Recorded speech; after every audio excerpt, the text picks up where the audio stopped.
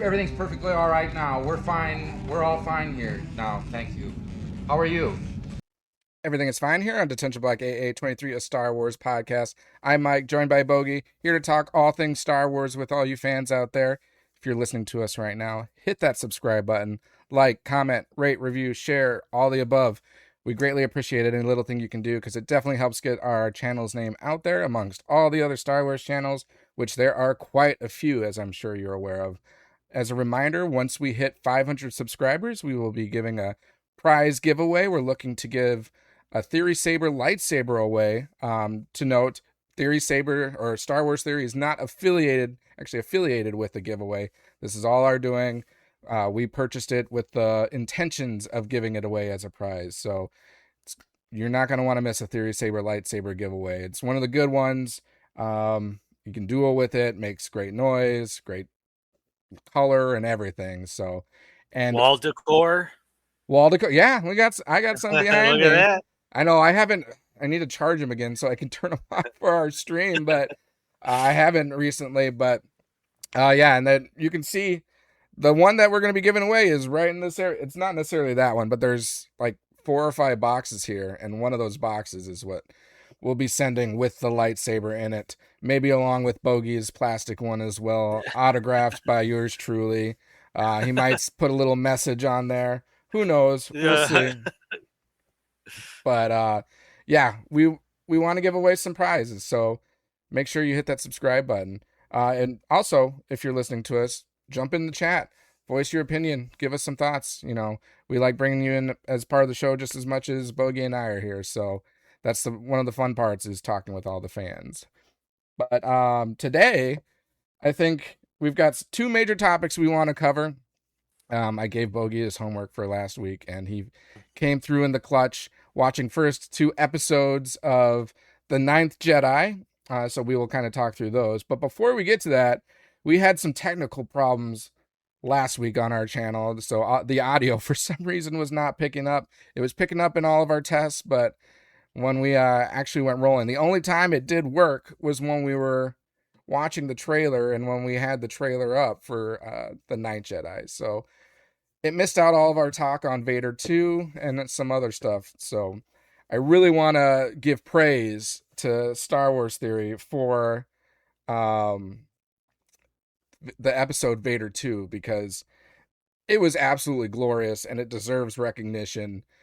As I've mentioned before, Star Wars Theory is one of the inspirations to the creation of this channel. So I remember watching him years ago and thinking it was so cool to be able to have like a channel and talking Star Wars, and he was having so much fun with it that I wanted to have my own similar channel that I started with a couple of friends. And I mean, by no means are we anywhere near the level of Star Wars Theory in terms of subscribers or anything, but we don't need to be. That's not the point of our channel. The point of this is just to have fun talking about Star Wars. So but I just want to give again praise to Star Wars Theory for first the inspiration, and second just making some awesome content between the first 2 episodes he made. So the recent one, again, VADER II, which is Echoes of the Jedi. The first one was Shards of the Past, which the first one was live action, more like real people acting it out along with some CGI and everything.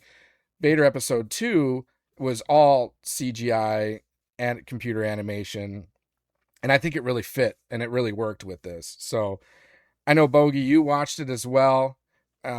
What are your thoughts on the episode?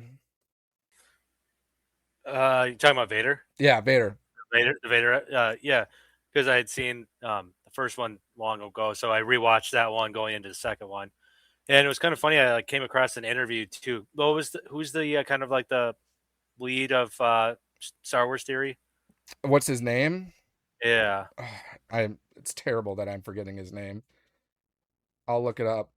But he's just, people call him Theory for short. Okay.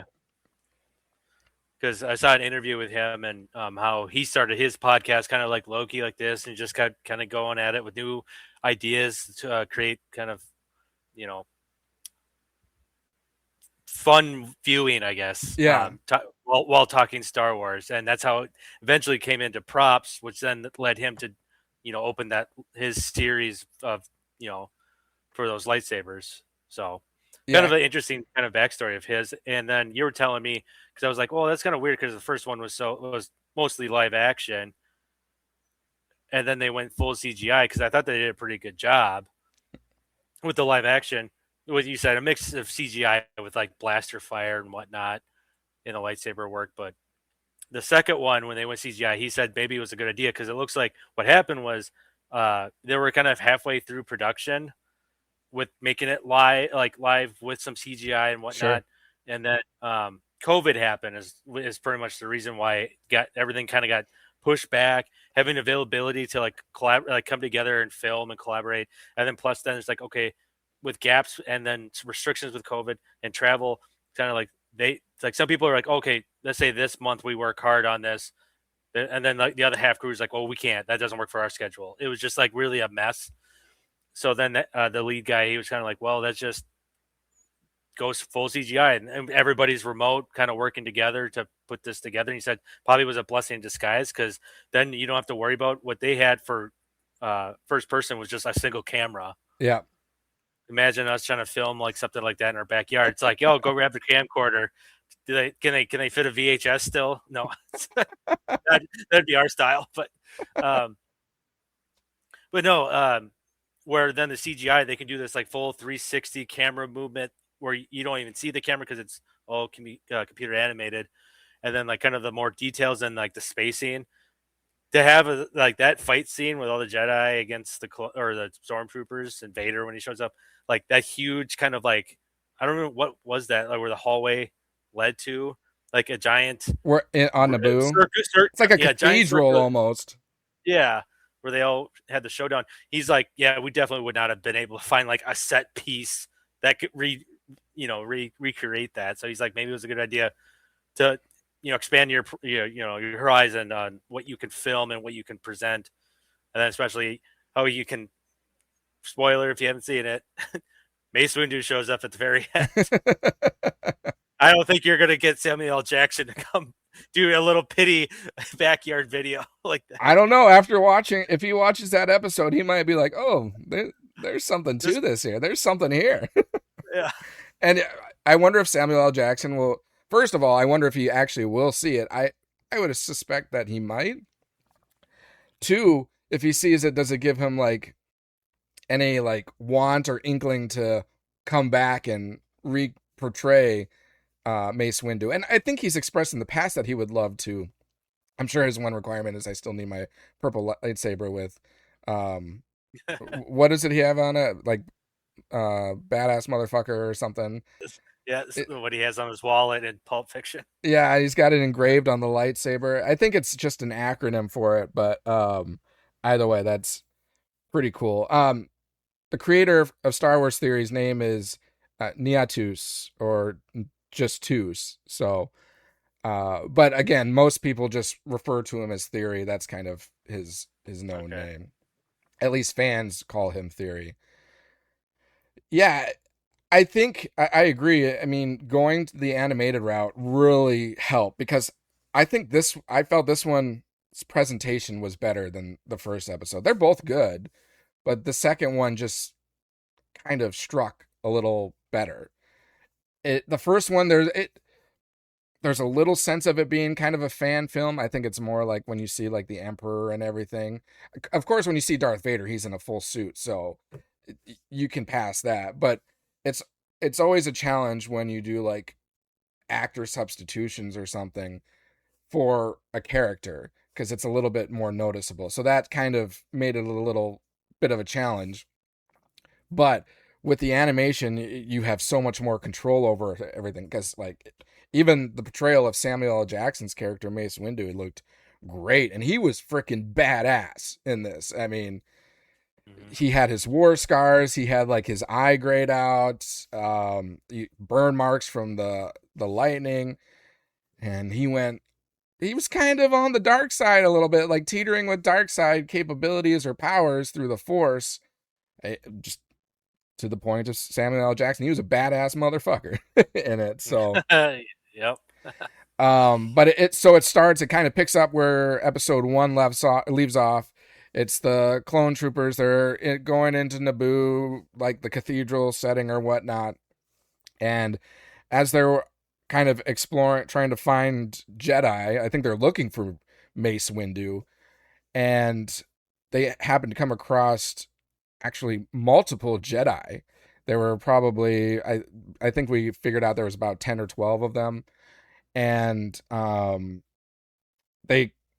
clone troopers kind of got manhandled a little bit. Like, I mean, Darth Vader did come in, which you first see Darth Vader, so he drops in, and then like there's fire that he's seeing all around him. I was trying to understand, was that like a force projection almost? Oh yeah, for sure. Was Mace Windu doing that? Because he was like, Vader was like, nice try or something, like your tricks or work on me or something like that. Yeah, I guess I don't recall.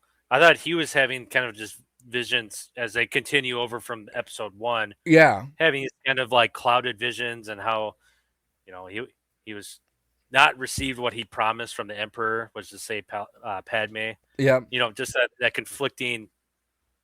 It's like the Anakin Vader, like he's slowly becoming Vader. So that's why I think that's why Mace Windu messes with him later on. What we talked about, what he said to him. Yeah. Because he knows, he's like, I sense Anakin in there, and he's pissed off, like kind of just egging him on a little bit. Yep. So at least that's what I saw someone kind of like mention that when they were breaking it down. I was like, oh, it's an interesting thought. Yeah.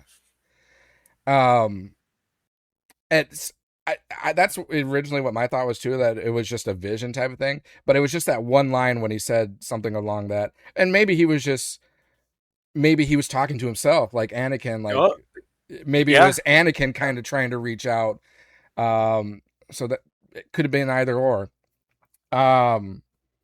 So Vader then does reach his clone troopers, meet up with them, and kind of evens out the battle a little bit.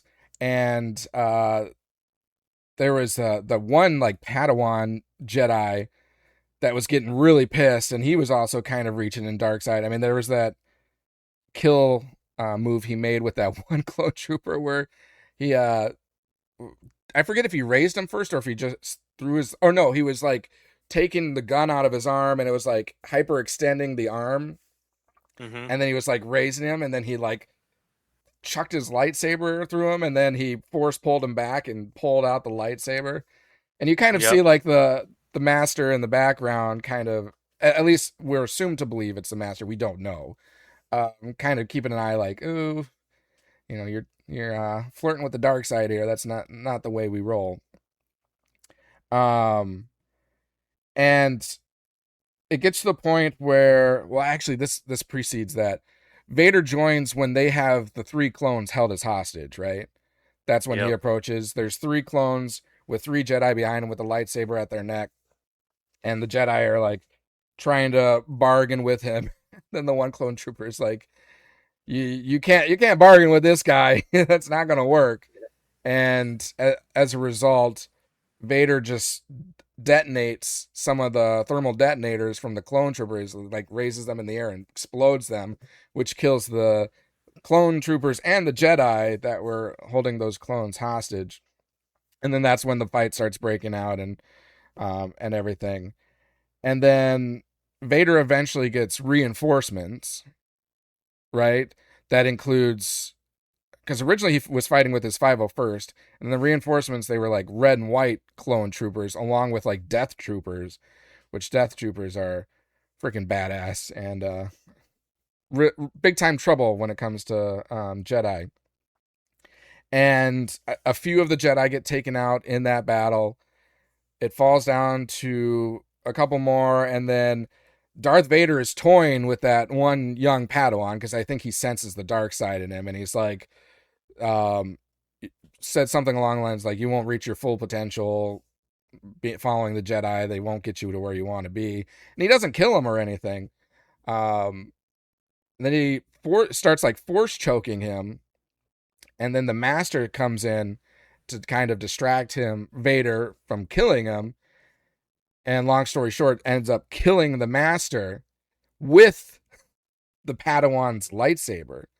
So was the Master running in, and Vader just kind of forced things and like chucks it right into him? Is that what happened? Yeah, it was something like that. Yeah. And then he just takes the saber out and then just like flings it back over to the Yeah, Padawan. he flings it back to him. Yeah. So the Padawan, if he wants to continue the battle, he has to use the lightsaber that just was used to kill his master. Again, all just kind of building up his dark side passion, I guess you could say. It comes down to 5 Jedi, and the clones and Vader have them all, they circled the wagons around him. And you could tell that the Jedi are starting to feel afraid, because Vader then kind of approaches and he goes to get his lightsaber, and you see like they pan back to the Jedi and they kind of like coil back a little bit. But then Vader stops and then he turns the other way, and he's sensing something. And as fans, we knew what was coming, because they kind of showed him in episode 1. They showed the saber color, and then they said his name earlier in the episode. You knew it was Mace Windu coming. And sure enough, this cloaked figure starts approaching, and you can tell it's Mace Windu. And I think it was like, his cloak was dark. I mean, it wasn't black, I would say, but it also had some like shiny trim to it and everything. Just looking like a badass motherfucker.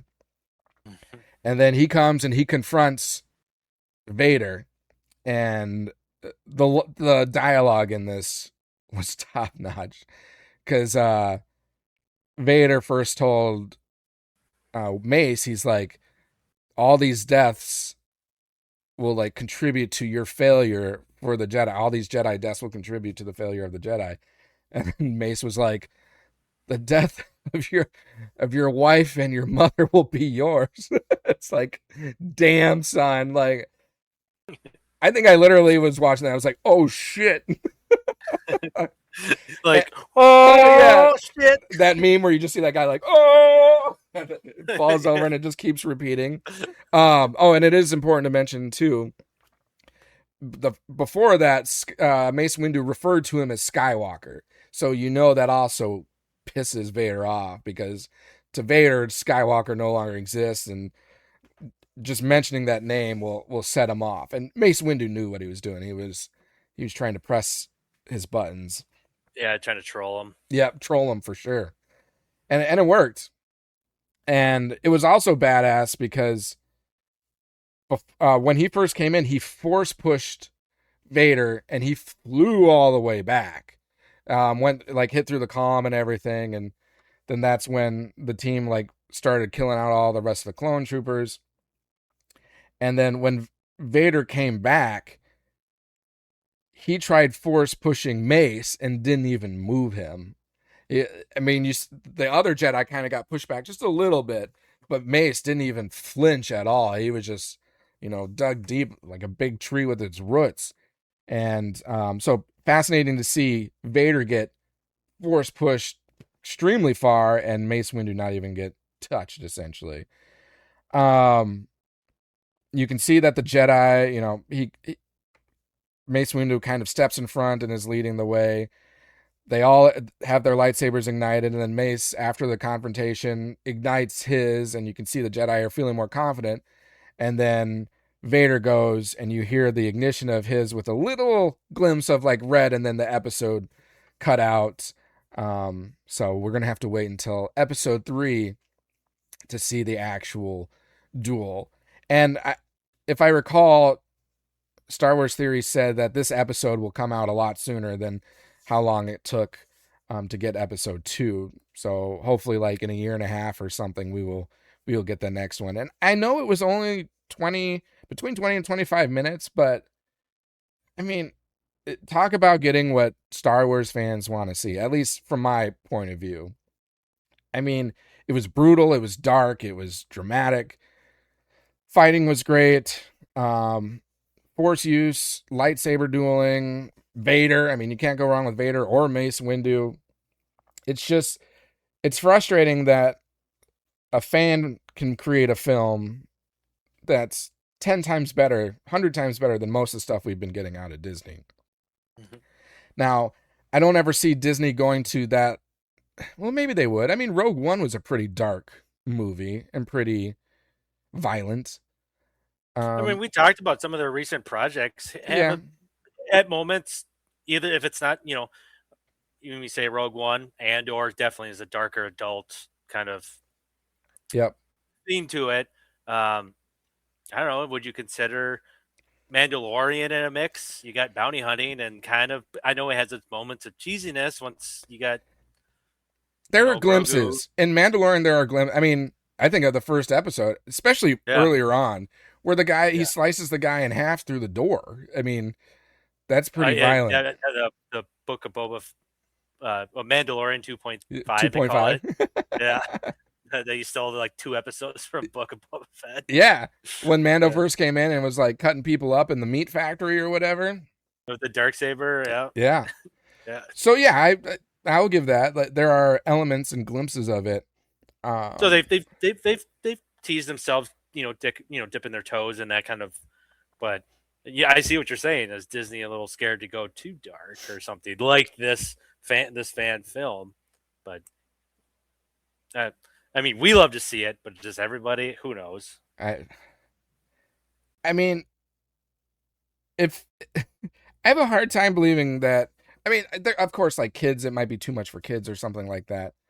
But if there's a Star Wars fan that has never seen anything outside of like the original movies, eventually just saw this, I would have a hard time believing, or I should say, and the prequels, I would have a hard time believing that they wouldn't like that.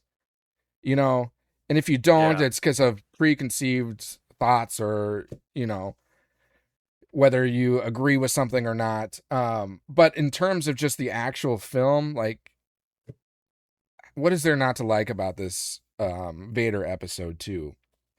I mean, if you're watching us and you didn't like us, or didn't like it, if you didn't like us, let us know. No, if you didn't like Vader episode 2, well, please, you can just go watch something else. Go watch something else. No negativity here. No negativity. If you didn't like it, I'd be curious to understand what is it that you didn't like about this episode. Again, it's not canon by any means. That's going to be the theme for what we talk about today, non-canon. Yeah. So just purely based off of what you're watching, the quality of what you're watching, how you felt watching it. Like, if you didn't like it, let us know. I'd be curious for your reasons. And I know you've expressed you would love to see like a Vader show put on by Disney. If they did something like that, is this the level of Vader you want to see in terms of violence and darkness and everything? Yeah, I'd like to see like that backstory of Vader. When he's, I don't know, by New Hope. I guess you can look at it. How old is Luke in New Hope? Late teens, probably. So let's say 15 or 16, maybe. Okay. That means that's technically how many years Vader's been with Palpatine. Yeah. How about those early years? Because it looks like, they teeter-tot with some of this fan, maybe theories of what happened. Like, Vader, again, what I said before, was not granted what he was promised. Yep. When he was following Palpatine, I can give you the power to save the ones you love. That didn't happen. Right. Okay, how do you imagine? Because I think in Vader, doesn't that kind of what toys with him is like this internal conflict of like, he lied to you and you're just a puppet to him, to Palpatine. Like, just let's rid him out and we take over. Like, his inner conscious is like fighting with himself. Yeah. Like, and this whole like conflict again is like, does he hate Palpatine? Because it kind of like tricked him down this path that actually was the main cause why Padme lost the will to live. Yep. Your favorite part. Worst death ever. Badass like Padme. Oh, I lost my will to live. Sorry. So, yeah. Anyways, yeah. Yeah, I would definitely love seeing a Vader show. It would have to be dark. It would have to be gritty. It would have to be about death and destruction, violence, because that's who he is. I mean, that's literally the epitome of this character at this point. You think of Vader, you think of destruction, you think of power, you think of death. And yeah, and I think they can do it. The question is if they will, because a lot of scrutiny will come with it potentially if you don't. That's right. If you do it wrong, well, that's not going to be good for a while. It's very risky, Yeah. which is why just let Theory do it. Just let Theory do it. He knows how to do it. Add him to the list with Dave Filoni and Jon Favreau. Yeah. We trust in you. Absolutely. And like just go through his, some of his older stuff or even current stuff when he talks about when he goes deep into like Star Wars. I mean, that's what his channel's name was, Star Wars Theory. It was all, a lot of theories. It was a lot of analysis, speculation. Whether he did what ifs and stuff like that. But he also did very good job of like bringing out actual historic evidence or historic things and the meaning behind them of Star Wars content. So, I mean, he would dive into comic books, movies and shows, of course, but anything you can think of Star Wars, whether it was canon or not, he dove into it and he had expanse knowledge of it. So it really comes through when he does something like this with Vader. He truly understands the relationship Vader has with himself, meaning Anakin, with someone like Mace Windu, and all the characters involved. So, cool stuff. And I do think if someone scrutinizes like Mace Windu wouldn't have been able to be that powerful against Vader, well, you have to remember that Mace Windu technically defeated or beat the Emperor. And the Emperor at this point is stronger than Vader. So if Mace could defeat Palpatine, he could defeat Vader. The only reason why Mace Windu ended up losing that battle or fight with Palpatine is because Anakin came in and, surprisingly defended the Emperor. So Mace did not see that coming. All right. Anything else with Vader 2 that you want to speak to? No, like I said, it's great when you get a chance to check it out and support Saber Theory and his his work. I'm sure on top of all that, like I said, that must have been hard. Just like saying, "Oh, we just got to can this whole at COVID." All the work that we've been doing, but it kind of just opened the door for a new opportunity, and he pursued that. And look how great that was. Now, granted, maybe it took that long to find the right people to work with him and to recreate his image of what his vision was. That took time, but now if he's got a whole kind of staff set up and they've done this before, they've done the second movie or the second fan movie. They're now for the third time around. They know what they're doing. Yep. They've learned from any sort of mistakes or errors or whatever. So for sure. So yeah, I definitely look forward to when they release the next one. Will be, if they. But I do gotta say though, don't rush it though. Yeah. Quality over quantity. Like you got to take your time. Take your time. Make it as great as the second. Make it better than the second one. Well, and I have faith that he will because he already did that with the second one. Because they could have rushed it to try and get something out. They could have, followed with the quantity portion of it, like get it out as soon as we can versus, the quality. But he was like, no, there's only one way to do this and it's the right way. And it's going to take as long as it needs to before it comes out to make sure we have it right. So I have faith that he will do that. All right, the next thing we want to talk about, I know these just recently dropped, so I will put the spoiler tag right here, right now. Spoiler, we will be talking about episodes 1 and 2 of The Ninth Jedi. So we just watched those episodes this week. If you recall from our previous episode, we talked about we'll do 2 at a time. There's 8 total episodes, so we'll expand this over hopefully 4 weeks. Touching in on 2 episodes each time. So the 2 episodes of The Ninth Jedi are episode 1, A New Threat, and then episode 2, A Hidden Weapon. And what I thought was fascinating too is it still had the Visions tag at the beginning. Did you notice that? Yep. So I it's mean, like, right now I pull it up and I don't know, they might have fixed it. oh, did they pull? Well, because when it first, like opening credits, they showed or flashed Visions, which, I mean, Oh yeah, yeah. understandably, because this show spawned from Visions. So there were 2 episodes in the 3 seasons of Visions that were associated with the Ninth Jedi, and they picked one of those shows to kind of do continuation, do a whole season centered around it. They might do a couple seasons. I can't remember what they said on that, but it will at least, we are at least getting one, which the 8 episodes have been released. But just thought it was fascinating that they're still like putting that Visions tag. So I guess we call this Visions, the Ninth Jedi, episodes 1 and 2, maybe. I don't know. Oh yeah. Potentially, but before diving too deep into them, I will say I was pleasantly surprised. I know I did like the episodes from the Visions show, the first 2 that we got. I was a little, hesitant of what I will think about bringing this into a full-time show, but so far I think they did a good job. I mean, I was entertained. I enjoyed them. It definitely true to anime in many ways, but not overtly anime either, which is where I would want it to be.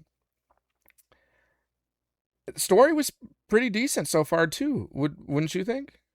Or I don't know. Yeah, so I far, shouldn't say it that way. Did you think? How did you think the story was? um through the first 2 episodes, I mean, I kind of like how, because beforehand I wanted to refresh myself, so I watched the 2 Vision Yep. episodes.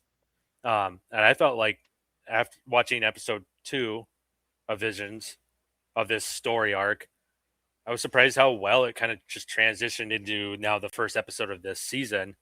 Kind of like a little backstory, but it kind of picked up where we kind of left Yep. off, or where the crew is kind of like on their mission to save her dad, Yep. the Sabersmith, and then it kind of goes on from there. But in the meantime, they're now kind of out there as Jedi's, and Jedi's right now are super wanted. It looks like, Yep. because in the beginning of the episode, they're being hunted down by bounty hunters, but they look like to be the same race or clan army. That's because it was kind of brought up throughout, and they're like, oh, they must be talking about Uncle blah blah blah Yeah. or something. And Yep. the other bounty's like, oh, I don't know anything about this. This is our bounty. Like you can tell but Yeah. No. and then that was the other thing that now, because I have it kind of on in the background Yeah. just to refresh myself. But the stupid trackers that kept getting thrown on their ship. I was like, they gotta start coming up with something where like the ship just kind of like has an electrical outer shell to the ship, or like lands in and you just like a bug, just Yep. like they just kept getting stuck with trackers. It was It's just like straight out of The Last Jedi with hyperspace jumping type of a thing. yeah, It's just like a yeah. or like a high speed chase in outer space, jumping through hyperspace. And I guess that was Rise of Skywalker, sorry, where they were like jumping, being chased, wasn't it? Where they were in Oh the yeah, Millennium yeah. Falcon, but the first chase scene was in The Last Jedi. Again, that was a terrible chase scene, if you can call it a chase scene. It was like a slow chase scene. But the thing I noticed about this show, at least through the first 2 episodes, is they're really like pulling a lot of story elements from like all 3 sequel trilogies, I feel like. Because you have like the master, well, now master and apprentice, meaning the girl and the guy. I can't, the names I'm gonna struggle with here off the bat, because they're going after her father, which is very resemblant of like Obi-Wan Kenobi and Luke Skywalker. And then Yeah, I thought of that. Yeah. and then you've got kind of the droid element from like the prequel trilogies, and you even had the Death Star element, and or even like Star Killer base with the magnitude of the weapon that's being used.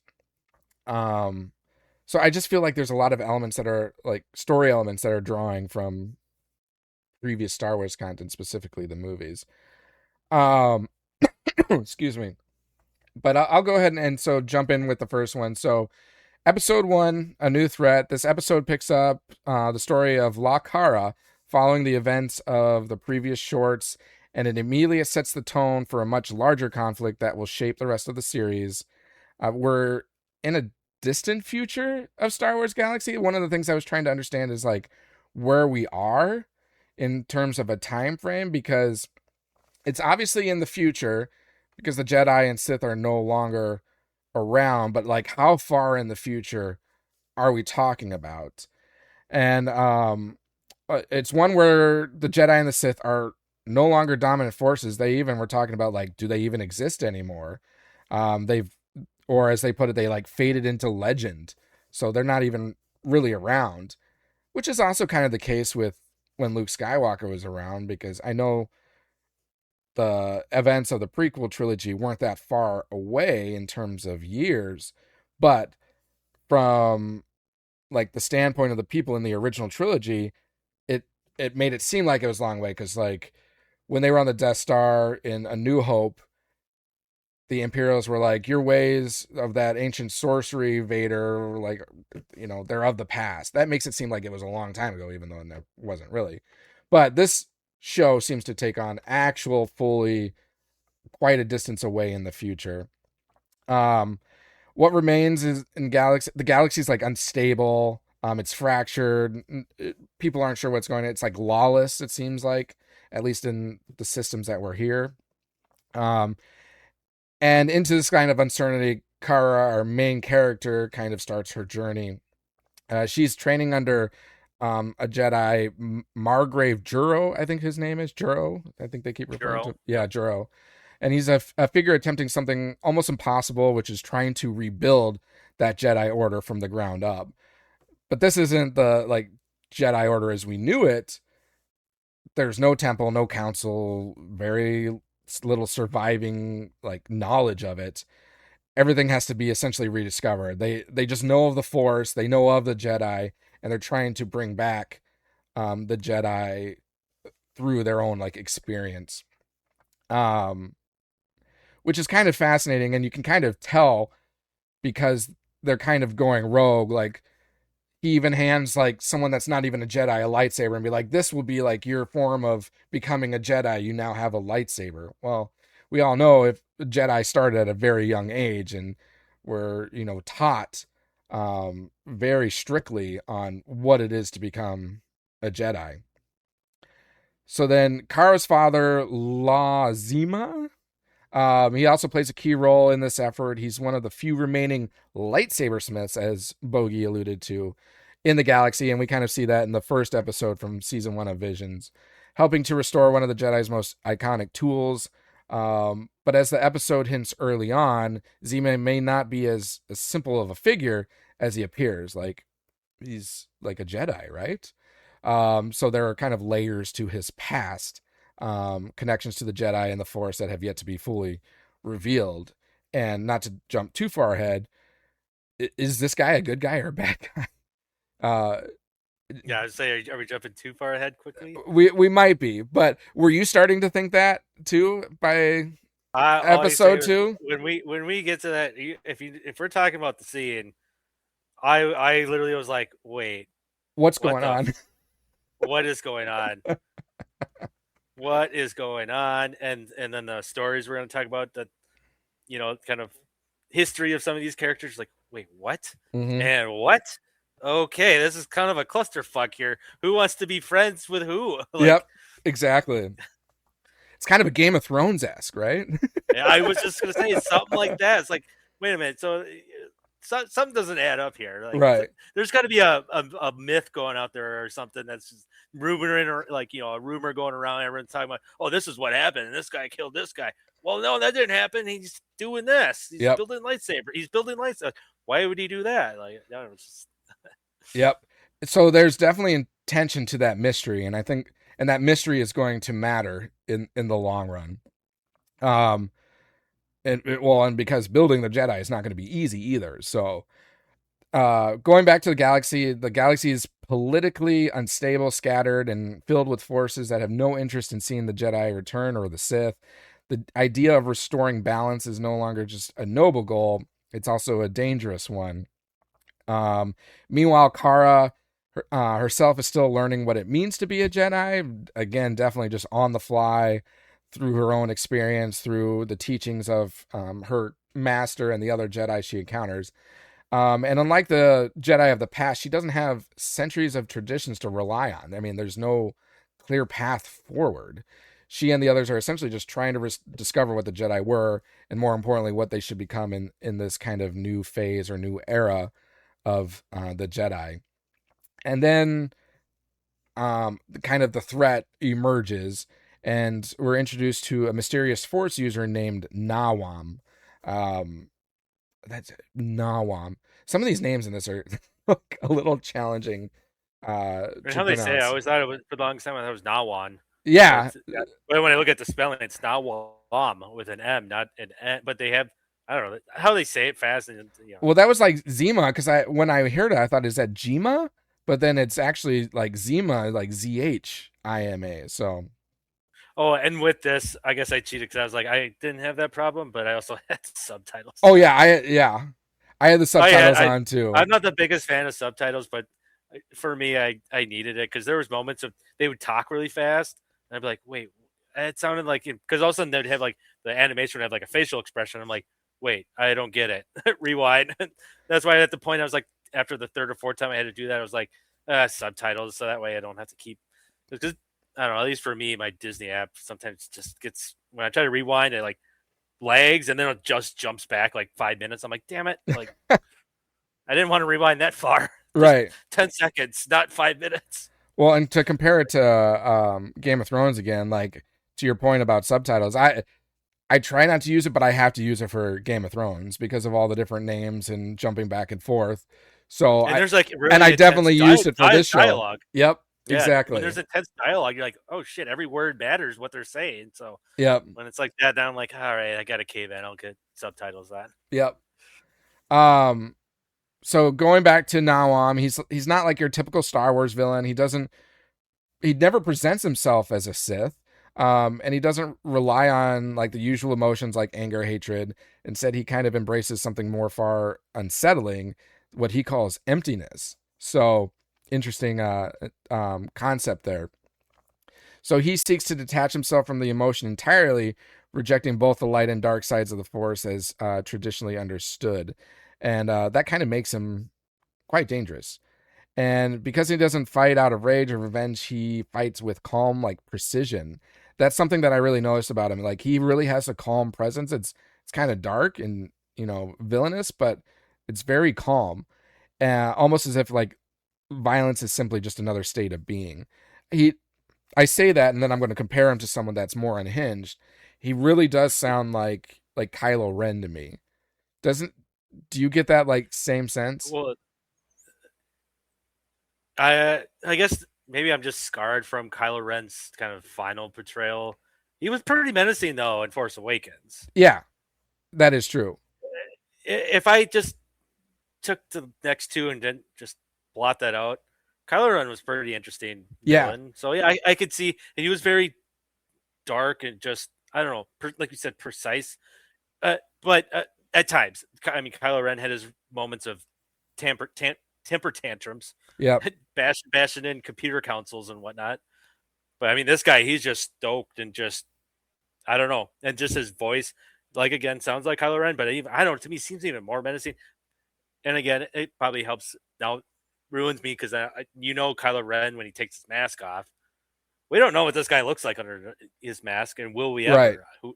That's what it's always the element. It's always in like these kind of like dark, even horror, like they wear a mask or something. It just kind of creeps you out. Yep.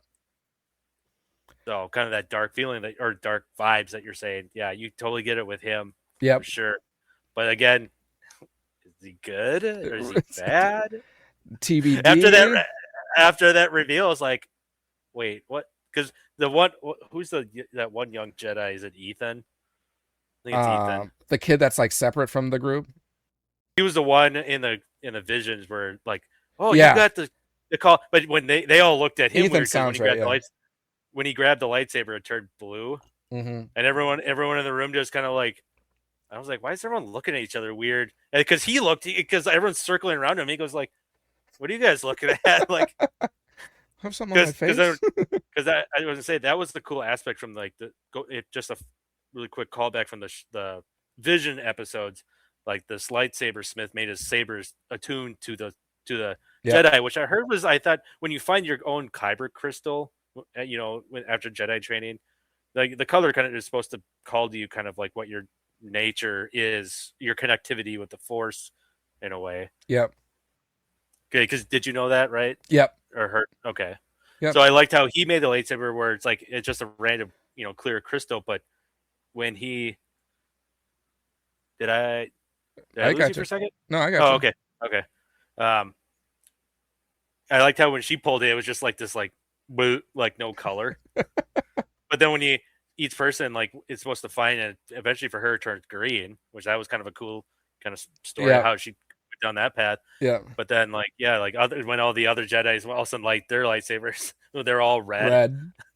So it's like an easy way to know. But then going back to the main villain we're talking about now in the show, is it? It's not this. Is it the first episode or the second episode when he draws the lightsaber and I think that's the second episode, right? Okay, yeah.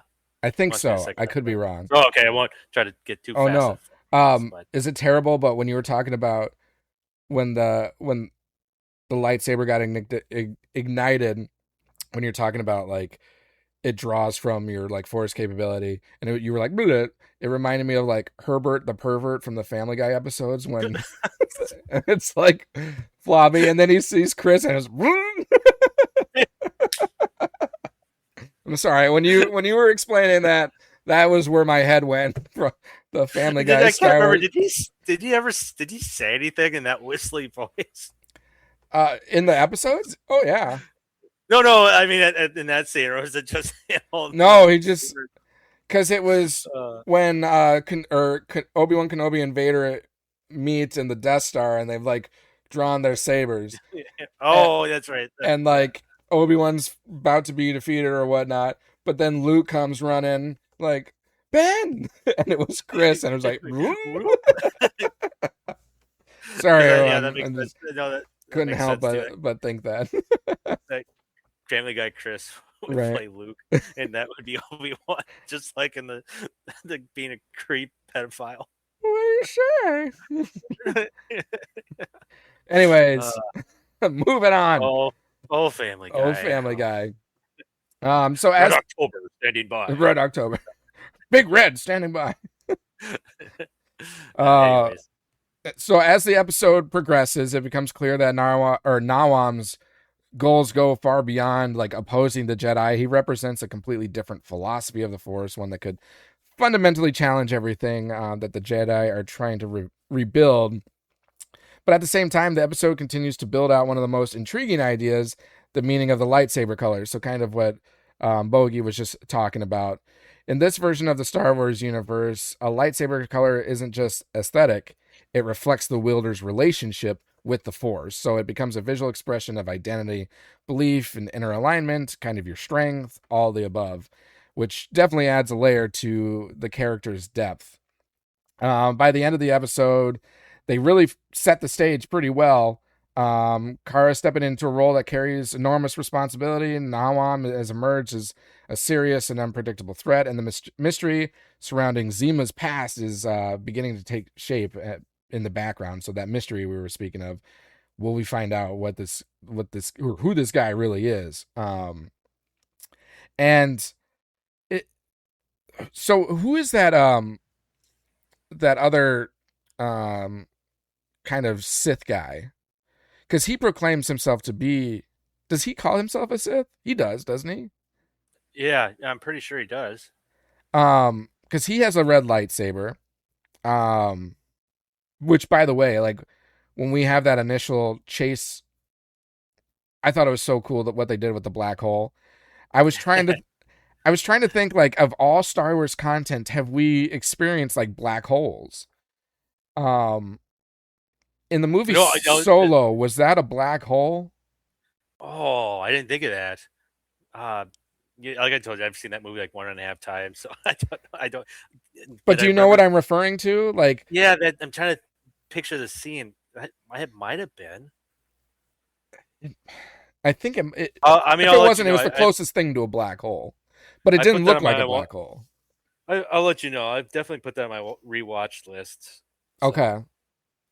just to Um, see if I've warmed up a little bit to it after some of our discussions. You're like, oh man, this part's pretty good. Like, so yeah, in this episode, like, it starts out where they're being chased by these bad guys, and they jump into hyperspace, get caught up to jump in hyperspace, get caught up from the trackers that Bogey was talking about. Um, and the way they get away is the droid comes up with this idea: we're going to hyperspace jump right next to a black hole because our mass is smaller than their mass. If we get to a certain position from the black hole, we can, it'll be easier for slingshot out. Yeah, easier for us to escape the gravity pull versus the size of their vehicle. yeah, because Brilliant. he said the droid because he's like, oh great, now you just flew us right next to a black hole. Yeah. He's like, what the hell, man? And the droid being a smartass, he's like, but we're agile enough to maneuver out of it. Yeah. Unlike that hunk of junk, and he's pointing at like outside the window, like the big bounty hunter ship that's Yeah. blasting at them. Which then again, going back to this Jedi you're asking about, because he's on that ship, right? And they're getting sucked in the black hole. Like it's like, oh, they're screwed. The whole time they kind of were flashing back and forth how their car and their crew they get out of there. Well, then it goes back to he does this like force thing, and it like pulls them out of black. I was like, well, now how strong is he? Right. Like what? That's like Vader level stuff in the one game when he like brings down like one of the Star Destroyers. Yeah, it's like okay, that's out of a black hole. Like, yeah, that's reaching. Yeah, but that's why when you bring up like that's kind of cool though to say officially, yeah, there's a black hole scene finally in Star Wars content. It's interesting. Like you said, it is interesting for all the content we've gotten from a space kind of adventure. Yeah. Never come across a black hole or even a wormhole. Right. Nothing that you see all the other sci-fi content, out there talk about black holes, wormholes, travel faster than light type stuff. So yep. Which when you're talking about him doing that like force like push away from the black hole, it made me think of, if he has that much power, why didn't he just like use the force to hold on to the other ship instead of like jumping? Like you can outpower a black hole's gravitational pull, but you can't just bring in the ship a little bit. It's anime, it's cartoon. Okay, there's some liberties we can take here. So I mean, it kind of happened fast, and I figured it was like, well, because I was like, there's no way they're going out that quick. They're gonna find a way out of this black hole. But I was like interested how. And it was him using the force, like, well, and all of a sudden it's cut to the next scene, and I kind of like moved on, and I was like, oh, whatever. It's an anime show, right?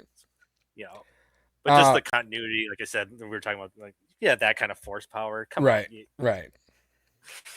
So the good guys, they kind of escape to this planet, this system where there's like an older Jedi. They knew he was a Jedi in the past, right? And because I think the master knew him from. I think they're just going to all his old buddies because the next episode they go to that the dwarves of Lord of the Rings. God, I felt like I was watching Lord of the Rings. No, me too. I was like, what are we? Or the Hobbit, I should say, probably. Yeah, because weren't all their weapons too, like hammers and like, kind of like your ironsmith tools? Yep, exactly. So at this first Jedi, former Jedi, the guy, like I said, he's older now, and he's kind of like the head of this system, like president, king, governor, whatever you want to call it, whatever their hierarchy or political system is. And he says that he can't help them because his commitment is to the planet and the people. So, and they're kind of an independent system. They're free from whatever politics or intervention of what's going on. That's what he said. Independent free city state. Yeah, Or free city state. planet or something like that. And Yep. So like we have no quorum with anyone, but just leave us alone. We're on no sides. We're not going to help either side or attack either side. No, and but Kara essentially bestows onto him that this is going to impact you if you don't help us in our mission. It's going to be bad for you in the long run. And not to jump too far ahead, but they do end up helping. Well, I guess because the bad guys, they jump out of hyperspace, and then they do like this, like they project like communication out to, was it multiple systems? Were they jumping from system to system, showing this message he was projecting? Because no, that's a good question. Because Ethan see it too, and he was somewhere else. Yeah. So I think he was like projecting this message to multiple different systems, saying they're hunting down like these people or whatnot, and anyone that gets in the way will, there'll be issues. And this old Jedi, was it droids that he had? No, it was police officers, because the bad guys had the droids. So they were still able to track this group, even though they took the tracker off, didn't they? They said it in the episode, but I don't recall seeing when they took off the tracker. It was that like black thing that was dangling down. Yeah, no, but they got, I don't know if they showed it, but they mentioned it. He's like they disabled it or something because it showed up. Yeah. And then they're like, oh, great, we forgot, or someone didn't take off the tracker. And the other guy, or I don't know if it was the droid said that. I think the droid Gramps. Yeah. I like how they call him Gramps. he walks so damn slow. He's like a sloth. Yeah. But yeah, no, I think it was him. And he's like, no, I made sure to remove it, and it had like the whole ship scanned, and it was clear of tracker. Right. So how, I don't know. But either way, they ended up tracking him, and they find him at the system they're at, and kind of just skirmishing takes place between the droids and the troops there. And this is kind of one of the elements that remind me of the prequel trilogies, because they're like, if you take down the like central control system for the droids, you'll like knock them all out. So the Phantom Menace. Phantom Menace. I was I was thinking the same thing, where it's like, oh, we're just gonna knock out their, and then become like, they're all hokey. They're all dummy droids now, or training droids, or whatever he said. Yeah, and that's literally the Jar Jar Binks. They go sleep or whatever. Yeah, they go hokey. They go hokey, and they just push them over. Yep, exactly. So the crew decide that they're going to leave. So essentially, the old Jedi and their troops are kind of buying time for them to escape, but they have a plan set where they're going to like hyperspace jump out, but then they're hyperspace jump back in and end up like right next to the ship. So more great calculations by the droid, where it ends up right under it, so that they can infiltrate the bad guy's ship in order to shut down the, communications, whatever, that's going out to the droids. And this is where that Sith guy encounters Kara for the first time. And they just kind of exchanged some words. I'm trying to remember. They did fight. They had some saber fighting, but no one actually like defeated one another. The ship was they ended up destroying the communications, and the ship was crashing down. So then the bad guy kind of fled and got on his ship and got out. And that kind of wrapped up this episode, right? Am I remembering it correctly? Or what am I missing? So when they're infiltrating the ship, Ethan, the Jedi, he went in with that little yellow droid. Oh yeah, yep. And then that's when I think his purpose was to, get the troops, everyone that are kind of like, they're just there voluntarily, to work for this what's the general, the guy we said that is, you know, Kylo Ren. Nawa or Nawam. Yeah, Nawam. Mom. He's like, why are we here? Why can't we just do this on our own? He's like trying to provoke. Everyone's like, yeah, maybe this and that. And he's like, oh, but there's the rule. Like, you need to defeat him or whatever. And he jumps down. Like, you can hear him in the background in the shadows, and he comes jumping down or appears out of nowhere. He's like, that is true. You know, he's like, anyone can challenge me if they want to think they can take over the army. But he's like, but if there's no challengers, you listen to me. Yep. And then all of a sudden, everyone's just backs down or whatever. And then I forget who said what or some dialogue. And then he's like, oh, and I see we have a Jedi on our hands. And Ethan's then he like, points oh, at, shit. Yeah, Ethan's like, oh. He's like, oh, I've been spotted. Yep. And it was just like a couple guys over. He had like this like spear. And then he like ratted him out. And because I don't know how to reveal, because he didn't have a lightsaber, of course, because that's scarcity right now during this time. But yeah, that's when that guy then was going to fight, because I think he took out a few of the other guys that was surrounding him with his like weird, like kind of neat looking spear or whatever, and for an animation and everything. Yep. And you're like, yeah, right away I was like, oh, is it going to be Beskar? Because, but maybe the other guy, we thought, you know, the color of your lightsaber is supposed to project, and that's when Ethan like leans over and he's like, blue lightsaber, because he lights his lightsaber and it's all of a sudden blue. Yep. So it was like, oh shit, we thought this guy's a bad guy. But he's got a blue lightsaber. What's going on here? So, and then he fights that guy, but of course it was just like one swoop, and it like he had no chance with that. Got him through the chest. And clearly was not Beskar spear or whatever.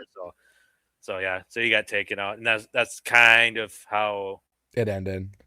Yeah. I'm glad you said that, because I was thinking that was from episode 2, but I think you're right. That was how the first episode ended for sure. The guy whose hair covered his eyes and couldn't see. Yeah. I remember seeing that. I'm like, oh, how do you see, dude? You see through using the Force. But yeah, it's super fascinating that it's not a red lightsaber. Group that with the mystery of the father. Like, what's going on here? I mean, I know this is kind of like set far beyond, you know, the times of the Sith and the Jedi.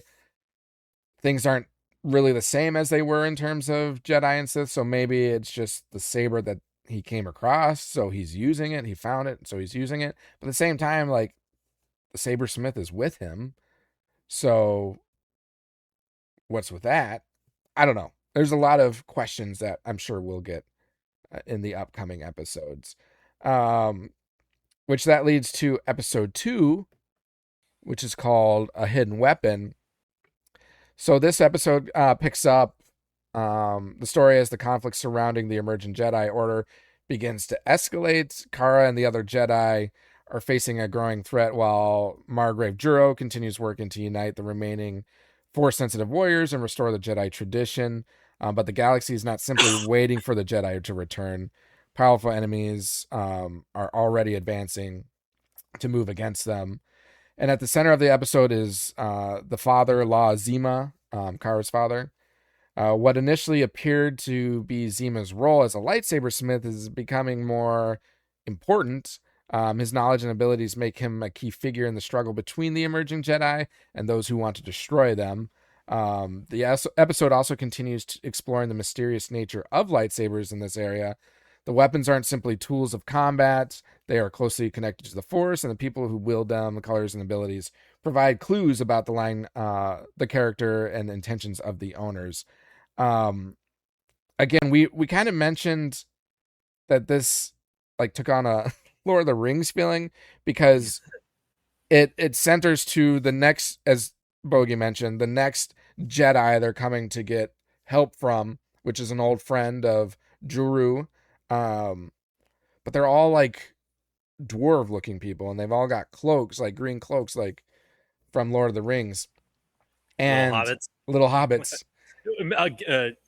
Dwarves and hobbits. Dwarves, a little mix of the two. And when they first arrive, it seems like, oh, okay, this isn't the friendly, invitation or acceptance that we were thinking of, because the main dwarf guy pulls out a sword and he like chucks it at Juru or at the group, and essentially tells him to fight him. And then Juru picks up the sword and the dwarf brings out another sword and they start fighting. But it was all for show. It was like a little dance almost that they were doing, because they were friends, and then they they embraced each other, and oh, you've clearly gotten older and slowed quite a bit from the days in the past. And essentially, well, first he invites him in, and and they're having a discussion whether or not their group or should join them in their efforts. And I think the main dwarf guy, he's the only one that, I keep saying dwarf, I'm sorry, that's just all I can refer to them as right now. He's the only one that wants to join him, but everyone else says no, right? Yeah, because the whole group was kind of what's it in for us, Right? Other than death, we're content doing what we're doing and mining this rock that they live in. So yeah, that's why the people are, but his friend wants to help until he gets revealed who he's trying to help them save, which is the Sabersmith. Yeah, the Sabersmith. Yeah, whatever. What's his name again? No, we're gonna struggle with these names at first. Sorry, people. Yeah, La Zima. I keep wanting to say Jima because that's what I originally thought. La Zima. Okay, so yeah. Who apparently killed? That's the theory, right? Why everyone hates him? It's because he killed the Grand Jedi Master. Yeah, or so they say, right? Or they say. So everyone's like, why do we support this guy? Because we technically hate him. So why would we help save him? Right. And there's a key moment in here, because the bad guys have this Death Star weapon again, and we see that they're mining kyber crystals. They're gathering all these bunches of small kyber crystals. My understanding is that they're combining them into one big one. Are they forging it into a big single kyber crystal? Am I understanding that right? That's what it seems like. They're forcing it, because then when later on in the episode, the Sith Saber or Sabersmith gets at the one guy asked him, the general asked him for his help, and it was funny because he goes up there and he's like, kyber crystals, and he puts his hand to it, and he could feel it's almost like they're just forcing this in, where he's using the force to kind of let it connect naturally or something. Yeah. Did you catch that? I don't does it look like that's what he's trying to do, or I don't know, because he did it a couple times where he cut in with him feeling the rock, and it zooms in deep, and all of a sudden it's little cracks kind of correct themselves, and all of a sudden they're it's confusing, because it's is he trying to connect with it? Is he trying to heal it? Because, well, it makes me think of, when you're a Sith, in order to turn it red, you bleed it or whatever. You bring destruction and, violence to it. So is he healing it? Is it, I don't know. I think there's much we have yet to find out. But we know it's a weapon. We know it's a weapon, and they fire the weapon, which again, they use a wormhole, right? To shoot the laser to a far off distance to destroy systems. But remind me, did it not shoot until he put his hand on it? I think you're right. It's he needed his involvement. He was involved in the shooting it. They were doing something before where they I don't know, to jump start it or something. You remember that? And they had a bunch of guys working on the railway, and they all got blown up and everything. And that's when the Sabersmith was standing next to the general, and he just like, oh, what? And he just kind of like, yeah, that wasn't going to work, and that's why he's looking because it. Then that was the other reveal. Kept calling the Sabersmith guy his master. Yep. And he goes, "You don't call me that anymore." Yep. He's like, "Okay, whatever you say, my master." He kept saying it. Which, now that I'm thinking of it, what he's probably doing is stabilizing the kyber crystal, the large kyber crystal. So when they're trying to use it as a weapon, it's probably like becoming unstable, and that's why it and like causes havoc and No, that's probably that's kills the people. Good, So then the Jedi guy, the Smith or Sabersmith comes in, and he has to stabilize the crystal before they can actually fire it. So, like, what's the deal with this guy? Is he a good guy? Is he a bad guy? Is he both? Wait, Is he a wait, twin? yeah, Maybe he's a twin and he's not the dad. If they want to steal more other elements of Star Wars, it's actually a twin. I don't know. I don't think it's a twin because they keep referring to him as or Kara's father, or La Zima, or whatever. And so when they were shooting at the system, because wasn't one of the targets the system the good guys were on with the door or people, but it like missed? Is that what happened? Or was it actually aiming at that big planet? I think it was aiming at that big planet. I think because I think it zoomed by their like the Dwarf's Rock, station or home or whatever. I think it zoomed past them, but it didn't hit them. Did it hit the green planet behind them? Because there was like that big red one, but it like shot through it because it's probably like a gas planet. But then the green planet, I feel like it missed it if I'm recalling it. And that's right. They were on like this rock asteroid / base / ship thing. Yeah. Whatever that was. Which, fits right in with dwarves like mining. This had Lord of the Rings written all over it. Lord of the Rings got a little like kind of Thor mythology when Vladimir Mimir or whatever they call it, where the dying star. Like those dwarves are just on like I think orbiting like their base is just like this rock. I don't know, manufacturing plant on a rock that's just orbiting around this dying star. Yeah, pretty much. And so I'm trying to recall, was it this? I only watched this once. Oh no. Okay, so it zoomed past the laser zoomed past a lot of those planets and everything you said. Yeah. The planet it hit was the planet they were on last episode. Oh, so it was that planet. Okay. Shit. I forgot how grasp it because you see all of a sudden it looks like because it's like you can see that we've seen that planet and it's like oh, it's his because it was the green one behind the red planet, right? And that is that the one? Okay. And that was the planet that they were on the episode before. Shit. Where that guy was like kind of became a Jedi. Yeah. The governor, or president, whatever we were going to say that he was. It was like him and his support, his like people under him. They were all just looking up, and all of a sudden you see this beam and it blows. That's up right. The planet. That's right. That was like, oh, that's deep because that's because I think he sends out a message. I think it's like anyone who assists Jedi, and they knew there was already an incident on that planet that assisted Jedi because the guy with the red saber who already fled knew that system was helping aiding. Them. Yeah. So that's how. Yeah, and that was actually kind of towards the end of the episode. Shit, man. So that's like our complete investment. Well, not complete, but a good investment of the first episode is just gone because they just destroyed the planet.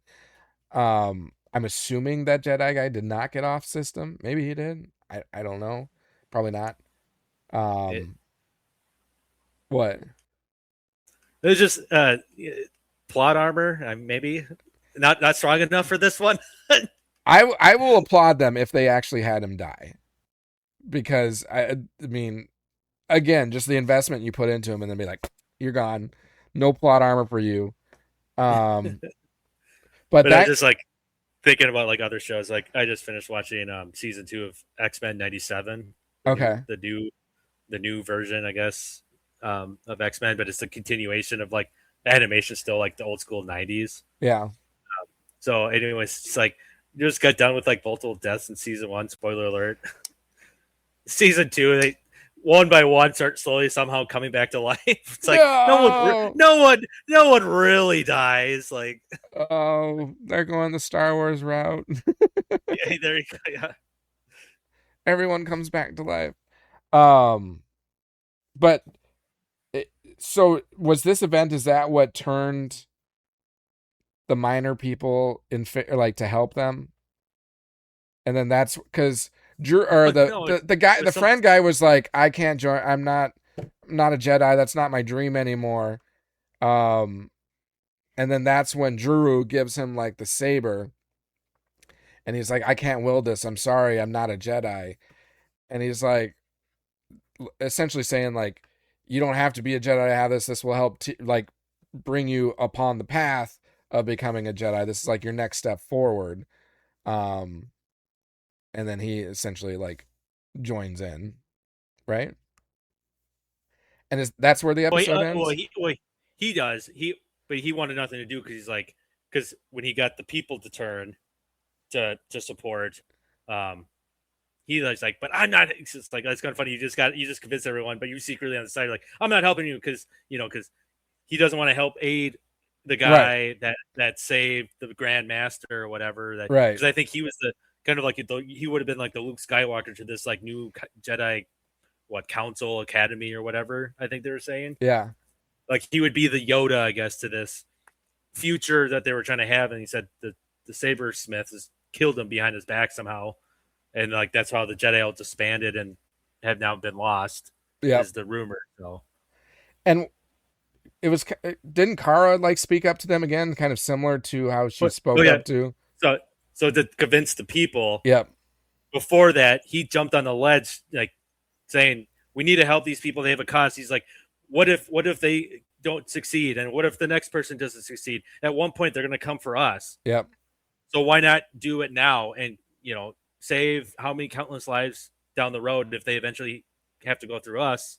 So then the whole like bar, pub, whatever starts going nuts. Like, yeah, we're all in support. That's when when he was going to do it, I think some of the miners were like, oh, whatever, you're just jump. That's when, because it was like Kara and I think Ethan like holding him back. Yeah. From, like, jumping off the ledge. Yeah. But then like Kara let go and then like Ethan's like, what the heck? But then she jumped on the ledge and threatened to jump, and she gave her speech as to why, they should back them up. So that's when they, and then they pulled him back off the ledge. And that's when I said like the friend guy leader is kind of like, I'm not helping you though. Right. But then that's he gives him a lightsaber, kind of, changed his mind, I guess, is he wants to help out his friend because they've known each other. I think they said since they were little lads. Yep. Was it the first episode where Kara kind of apologized for she thought she overstepped her boundary? To that president leader guy. Yeah. And Juro was like, no, this is exactly what I want out of you. So I think like she recognized that in this next situation and kind of did the same thing. It worked in the first one, so it kind of worked here as well. And is that where the episode kind of leaves off? Well, I mean, that's probably like the middle, I would say, of the episode, and then we kind of talked about that later, right? And, like the ending kind of third half is pretty much seeing them work together. I mean, there was even a moment too. Did he I forget who. Oh, the droid. When the General Muff or whatever is, I forgot his name. Nawa goes to get the Sabersmith guy. He's in his like cell, opens it up, and he sees he's in handcuffs. Mm-hmm. He goes, "Why are you?" He just kind of gives it a like you could tell underneath his helmet, he was just like, "Who the fuck put handcuffs on this guy?" And then he turns around and it's like that droid. He's like, "Oh, per protocol, blah blah blah blah blah." And he just like pushes him like out of the cell. Like, yeah, you're a piece of crap. You're done. Like that. Yeah. And then I don't know if he uses the force or whatever to like unlock he's like, sorry about that. And he's like, He's like, yeah, well, if I needed him off, I would have taken him off when I need to. Like Right. he was just, he was just cooperating the whole time. So, Right. which like kind of just again circles back. It's like, God, what is his story? He's the sabersmith. Looks like he's a good guy from the show or the Vision episodes. Here now, it's like he's helping them work out this kyber weapon. Like what? And we don't know the other guy because he makes the lightsaber blue. Well, like you were saying earlier in our recording that are they actually doing it? They have this dark presence and look, but maybe are they doing something good? well, and it makes me now think back to the first episode of the Ninth Jedi on Visions. Like the lightsabers that he sent his daughter to take to the ship were ended up being for Sith. Now, we're led to believe these like Sith figures kind of infiltrated this meeting to take over. Like, so the people that she handed the sabers to weren't initially who they thought they were because they were supposed to be Jedi. But maybe the sabersmith knew all along. So was he in on that? I don't know, because the whole understanding of this character is kind of up in the air right now. But then it would also follow like Star Wars to have like, so the daughter, let's say Kara, is kind of like the Luke Skywalker figure. Her father maybe is a bad guy, you know, and then she ends up finding him and like setting the path straight again. Oh, who knows? We'll see where this goes, but I'm intrigued. I'm entertained so far. I'm kind of want to watch all 8 now, but I'll go 2 at a time as we go week by week. I was say, if you're gonna keep to it, I'll keep to it as best I can. No, I will. But as soon as you don't, you let me know. So I thought I'm like, no, screw this. I'm gonna binge watch the rest of the season because they are pretty fast watch. They're only like 30 minutes, but like it's like minutes. 25 minutes of content because the episode's 30 minutes, but then you've got like credits, pre-show and post-show credits and intros and stuff. So, but yeah, I mean, it's not the best Star Wars content out there, but it's not bad. It's interesting. It's intriguing.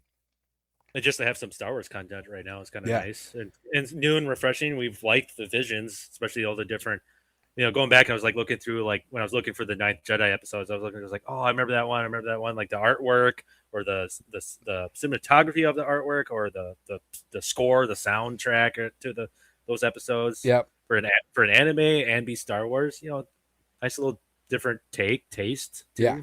Now there are some not as good Visions episodes, but we really did like the Ninth Jedi ones when they were released. So that, especially the first one, that first one was really good. The second one was kind of like, it was okay.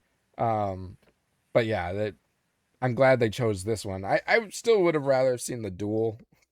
I want to see more from that show, or the Elder. Oh. The Elder one was really good. Do you remember that one with the old guy? That was really good. I think those are probably some of my favorites for sure. Yep. Top five for sure. Yeah, I agree.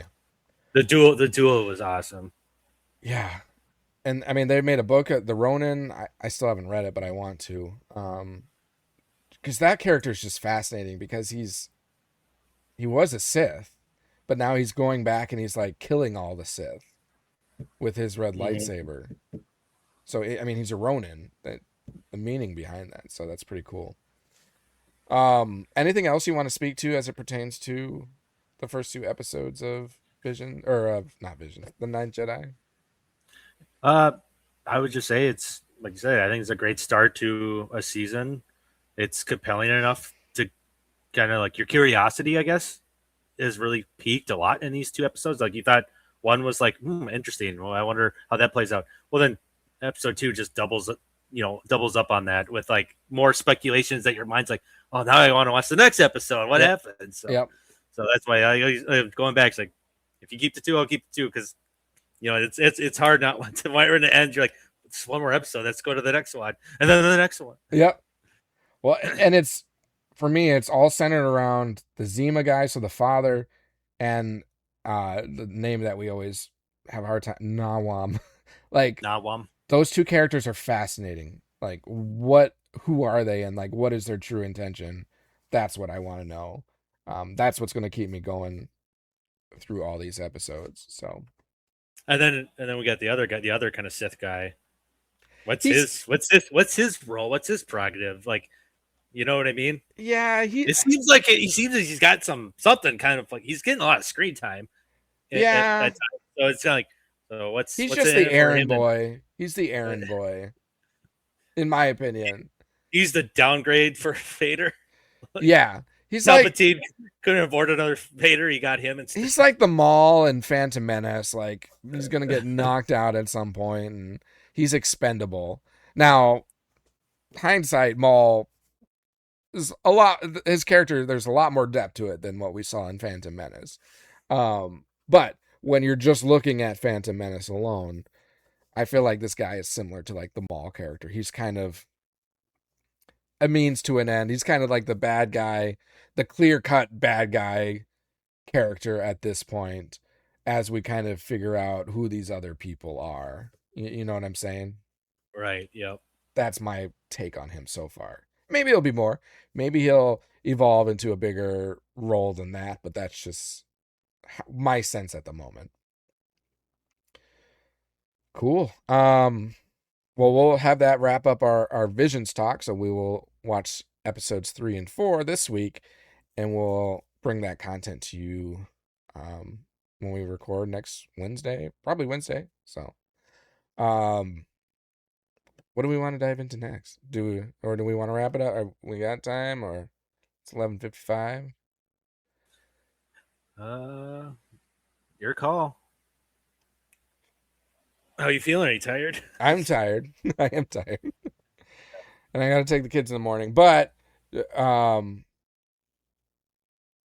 know we did the bracket, and I know it totally effed up last time. Do we want to wait on that? Oh, sorry, you broke up. I didn't hear you. No, I was just saying that I know we attempted the bracket last week, but that all got effed up. I don't know if we want to try it again really quick, or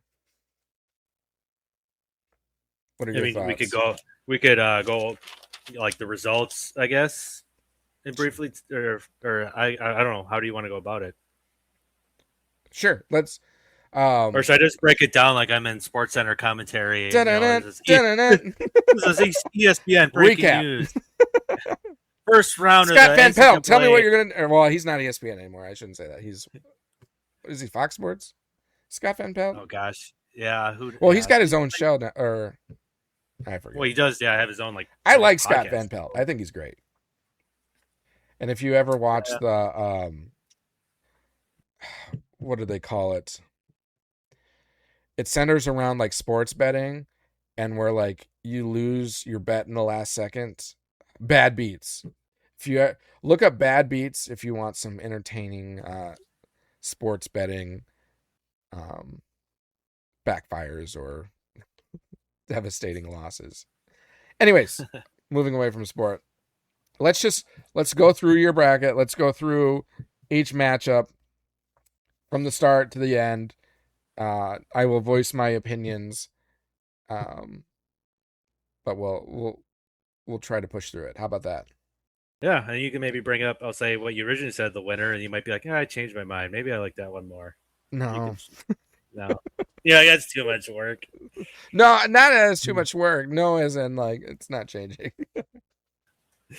So in this bracket, the theme is like taking like a moment in the cinema, like a scene or a sequence, and it's from the first 3 trilogies. So Phantom Menace all the way to I'm blanking. Rise of Skywalker. Rise of Skywalker. So those 9 movies, just those 9. When they call them the Skywalker saga, I guess. Yep. So number 1 seed, we got the scene with Obi-Wan versus Anakin From against 16th Revenge of the Sith. Revenge of the Sith. Yep. So it's the whole battle sequence. Don't include Yoda and Palpatine. That does not count. That's just, edit that out. It's Sure. just a complete. And you got to think about what that we really dove in. Just got to think about the emotions, the cinematography, and kind of like the score, the music in the background can really hit home on a certain scene, a Yep. sequence, and Yep. so that was the number 1 seed going against the 16th seed, which is the beginning of Rise of Revenge of the Sith. Revenge. I would say Rise. The Revenge of the space Sith. battle. Space battle, of course, not right at the very beginning, where you have that kind of like calm, peaceful of the Obi-Wan and Anakin on their Jedi starfighters. Also, do like the flip over on the battleship, and it's just a war zone. You look down, you're like, whoa, that's awesome. So it's that scene leading up all the way to the fighting the buzz bot droids that land on their ships to getting into that hangar bay. Yeah, this was. I mean, that was a tough 1/16 matchup. It was gritty. It was close at half, and then it pulls away. Okay. Bring into the sports analogies. No, like, I mean, the scores are great. The visuals on both are freaking excellent.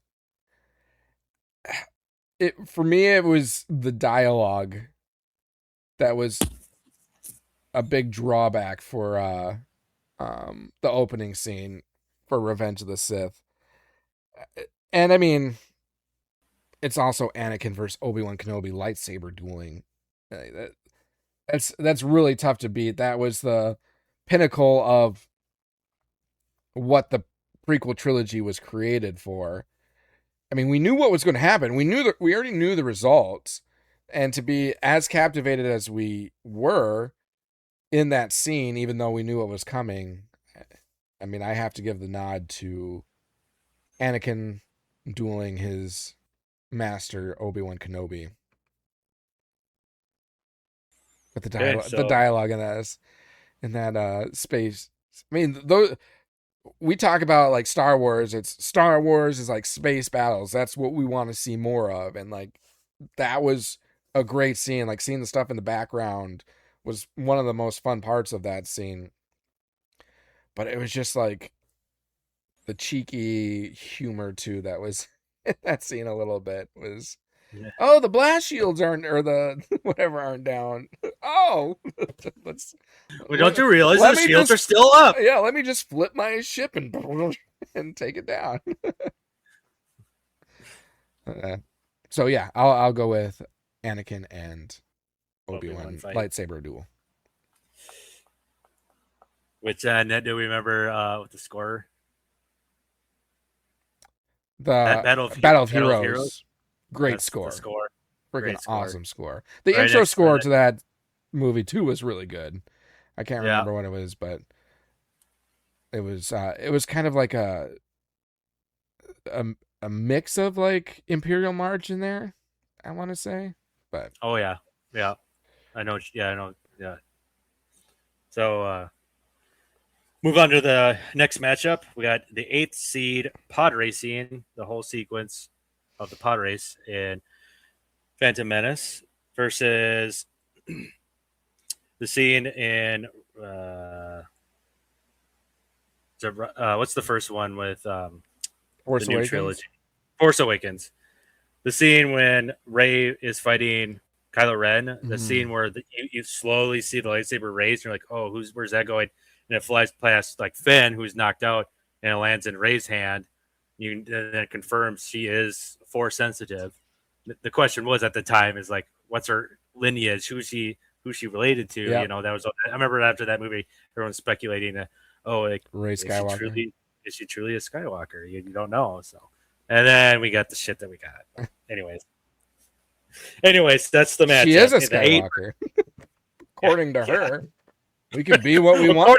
We can be what we want these days. We can be whatever we want these days. Just announce it. Anyways, this. See, pod racing, that was like one of the best things about episode 1. It was intense. It was great. It was cool seeing like a sporting event or racing event out of a Star Wars movie. I mean, again, we knew what was going to happen. So, I mean, it kind of took away from it a little bit, but still, it was an action-packed scene. Seeing, the pod racers getting taken out, Sebulba being mischievous and, playing dirty.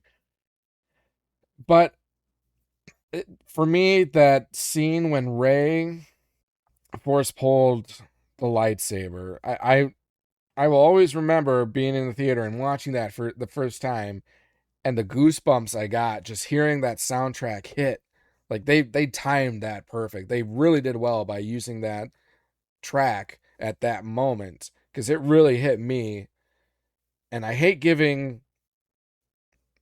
letting the sequel trilogy win over something from the prequel trilogy, but like I have to give it to that, because I mean, The Force Awakens was a good movie, and there was a lot of hope for the franchise, for that trilogy coming out of that movie. So up until that point, like, I was like, this could be better than the prequel trilogy.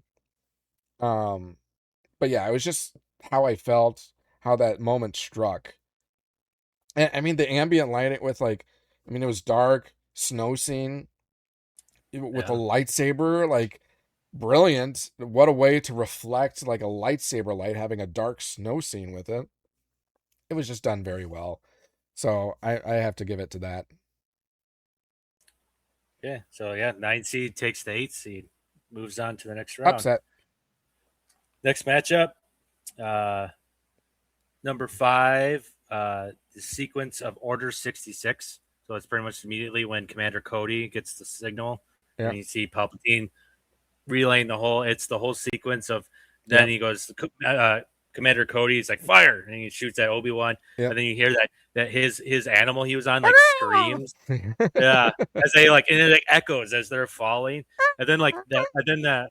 I'm talking about that. Like, to me, this is one of my, gives me goosebumps at times. Just like, then that like score soundtrack kicks in, and you see different Jedis left and right that you recognize throughout the episodes, and then some of us diehard Star Wars nerds have gotten to know and through different content, whether it's gaming shows, whatnot.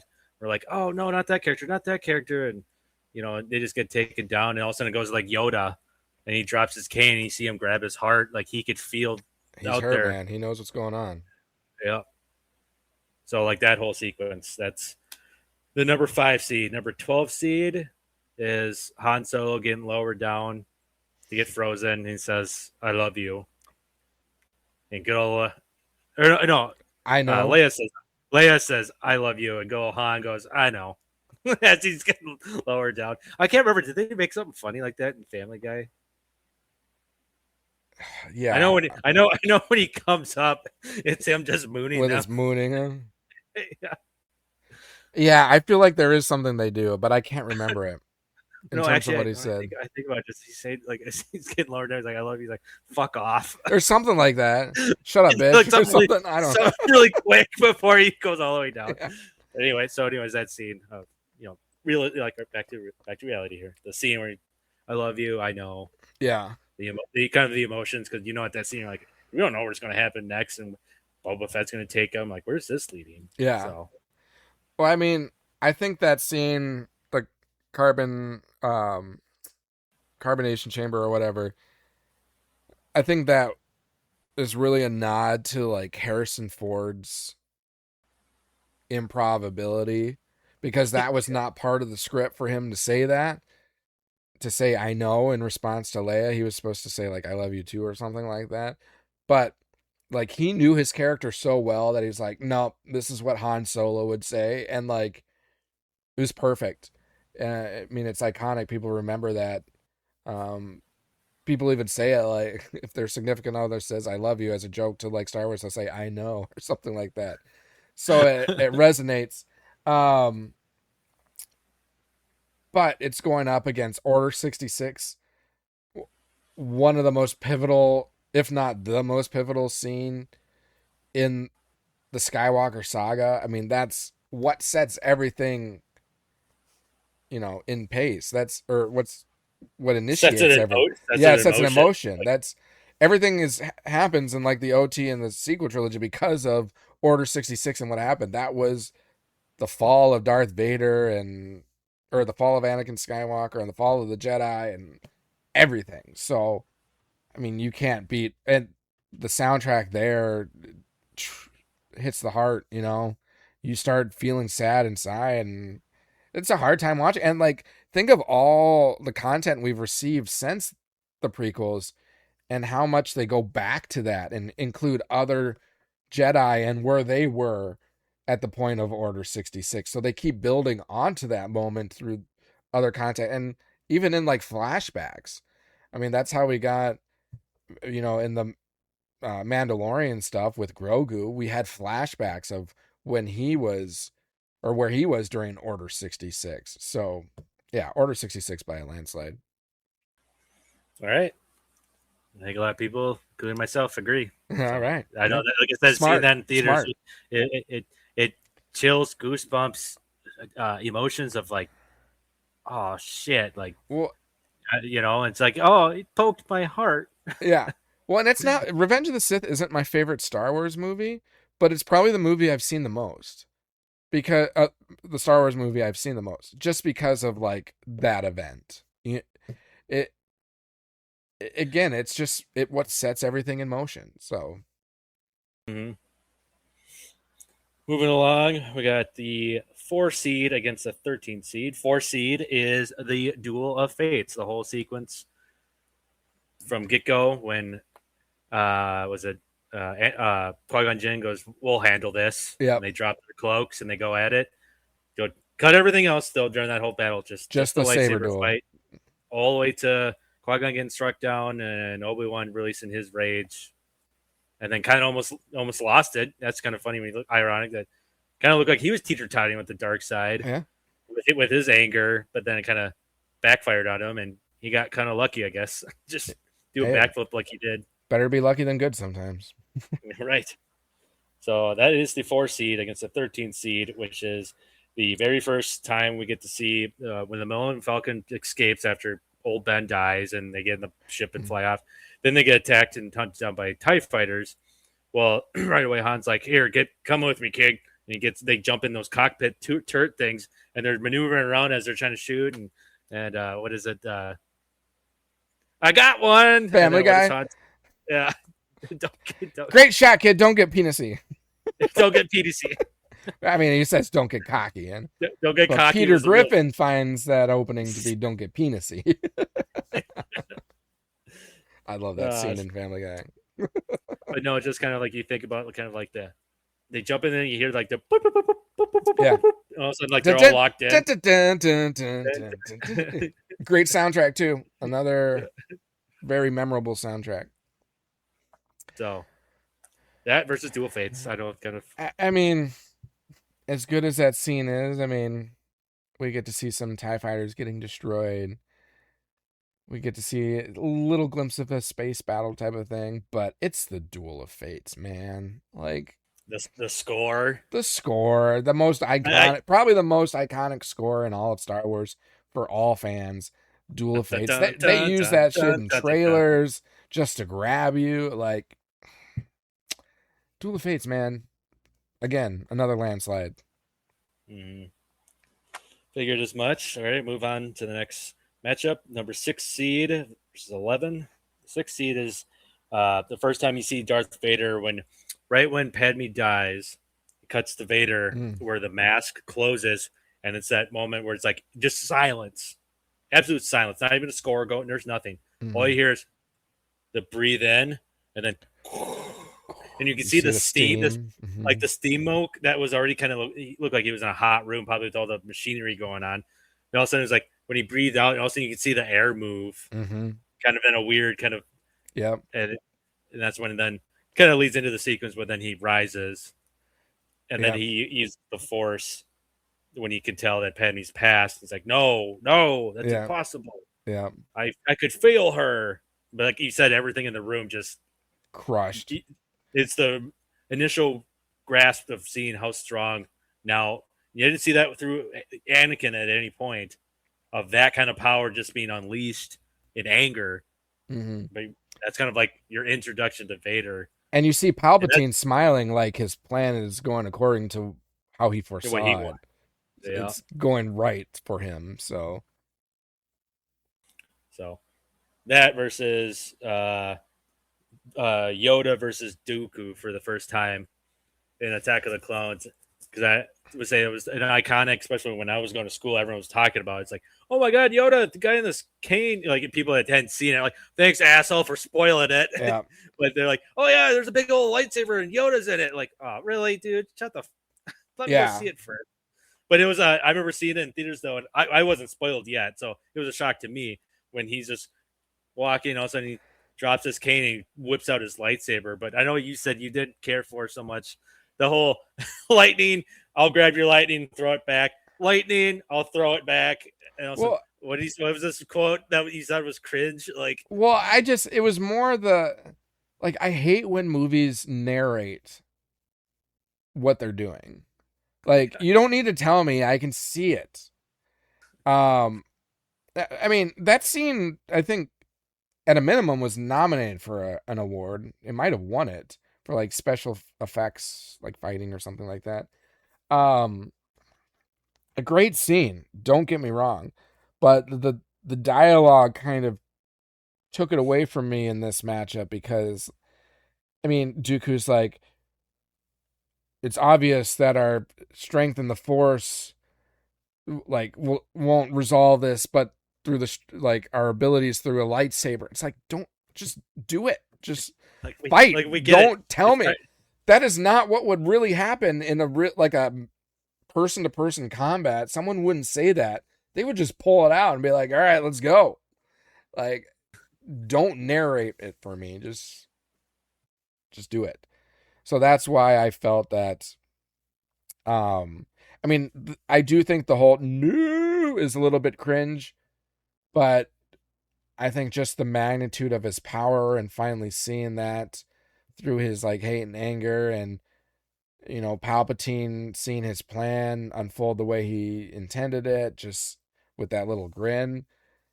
And again, we knew this was going to happen. We knew Anakin was going to turn to Vader, but it still held up to the magnitude of it. I would choose that scene. Okay. All right. Next matchup: 3 versus 14. The 3 seed, Luke Skywalker versus Darth Vader, Part 2, and so it'd be their second fight in Return of the Jedi. And I'm talking about like the beginning scene where Palpatine convinces Luke to try to strike him down, but then Vader defends him. Yep. That part all the way to the end of the fight where like Luke kind of goes hiding and Vader's kind of like searching around the dark room looking for him, and then starts feeling his senses and feelings. And that's when he goes, oh, you have a twin sister. Well, if you can't turn, maybe she will. Yeah. And Luke comes out of the shadows just out of rage and anger.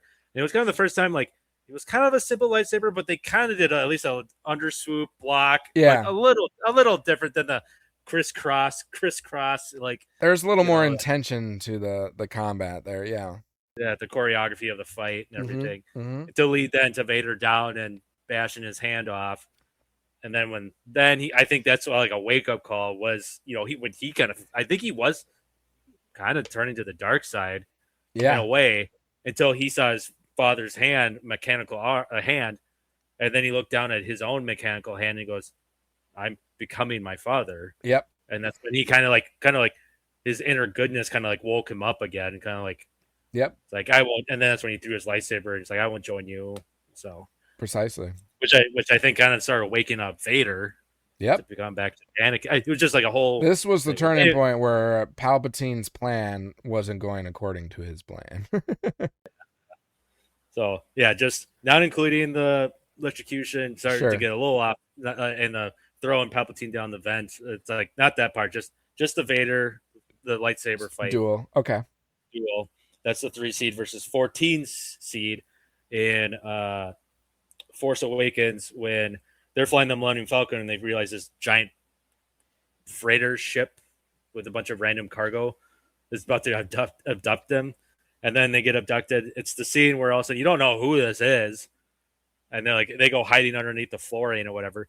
And all of a sudden, like the doors open to inside the Millennium Falcon. All of a sudden out of nowhere, it's Chewie and Han. They pop out of the corner. And then you see Han has got his blaster too. And then he like looks around. He's like, oh, it looks like no one's home. He's like, and he goes, Chewie, we're home. Just that look on their face, and then she just says, Chewie, we're home. Yep. Like he finally got his baby back. Yep. baby back ribs. I want my baby. Yeah. Um, So that's the 14 seed versus the 3 seed Luke yeah, versus Vader. yeah, this one was a little easier for me. I mean, I'm gonna go with Luke versus Vader. It doesn't help that we saw that scene with Han Solo and Chewbacca in one of the trailers. So Right. Yeah. granted, we didn't know the context necessarily of that scene, but we had seen it. Um, so I mean, it was awesome seeing for the first time characters from the original trilogy in The Force Awakens in Star Wars. It's like, okay, this reminds me of, how I felt watching Star Wars back in the day. But Nostalgia porn. nostalgia porn for sure. But again, we saw it in the trailer, which kind of pulled from it. If they would have not shown that in trailer, That would have been kind of cool. it First would have time been seeing cool. it. First time seeing it, you'd be like, oh, dang. Yeah, this is how we see him. Cool. So, yeah, I'm going to go with Luke Vader duel number 2. Okay. Next matchup, 7 versus 10. 7th seed is the Death Star run in New Hope, and Okay. where Luke or Obi-Wan through the Force tells them, "Use the Force, Luke. Yep. Use the Force." So that whole bombing run sequence against the best thing ever to happen in Star Wars. My best thing that ever happened. No, sorry. Something I found out did not, or kind of a little more got to know more. Didn't realize at the time. Yeah, didn't realize it. So the 10 seed is the binary star scene. Luke coming out of the home hut, and you see him. He lays his hand on his shoulder or on his arm on his knee as he leans over this cliff as he looks under the horizon of the stars going down, and you have that really ominous score soundtrack, and it's and you can see it, and Mark Hamill killed this kind of the scenery as he looks off. The wind's kind of blowing, and he just looks off in the distance of what's out there. And when you look back at it in hindsight, you have no idea, dude. Yeah. Was it Lars and what was his aunt's name? Yeah, Aunt Beru, Uncle Owen, and Aunt Beru, Lars. Oh, Owen, yeah. They really were sheltered parents from what it looks like. Didn't let them go outside much. A little bit. I mean, yeah, I wish our episode last week would have captured all of it, but I mean, this scene is the culminating scene of what I think of Star Wars, and to the point where it's part of our introduction to our podcast. With the edited versions, the original title scene, it's you see the sun, and it's the same soundtrack that is from that scene as well, but because of copyright I couldn't use the actual song. So what I did is for my wedding, for my entrance song, we had a violinist. We had her play that song as I walked down the aisle with the groomsmen and everything. So that was our introductory song, because it's to me, it's my favorite score of all of Star Wars. It's just, it's soothing, it's subtle, but it's mysterious, it's deep, and it just resonates. It hits you really hard. And I think for me, the first time I saw that scene when I was 9 or 10 years old in a hotel room, it just fit for where I was at that time in my life. I'm a younger kid trying to discover who I am. I know there's a big world out there, and I'm trying to discover things that I don't know of. So I was really just connecting with Luke Skywalker in that scene. So yeah, I mean, as odd as it sounds in terms of seating for this, it was easy for me to pick that one over the other one, the Death Star run. And the Death Star run, I mean, it's great. I mean, there's nothing wrong with it. And it was really cool seeing such of a scene back then. I mean, the technology that Lucasfilm used when they were originally creating. Like they hadn't seen anything like that before. So to be able to do that with the special effects, with using models and everything, was extraordinary. Mm-hmm. But like, technology is one thing. How something resonates with you and hits you is something else, and that's why I'm going to go with the binary sunset scene.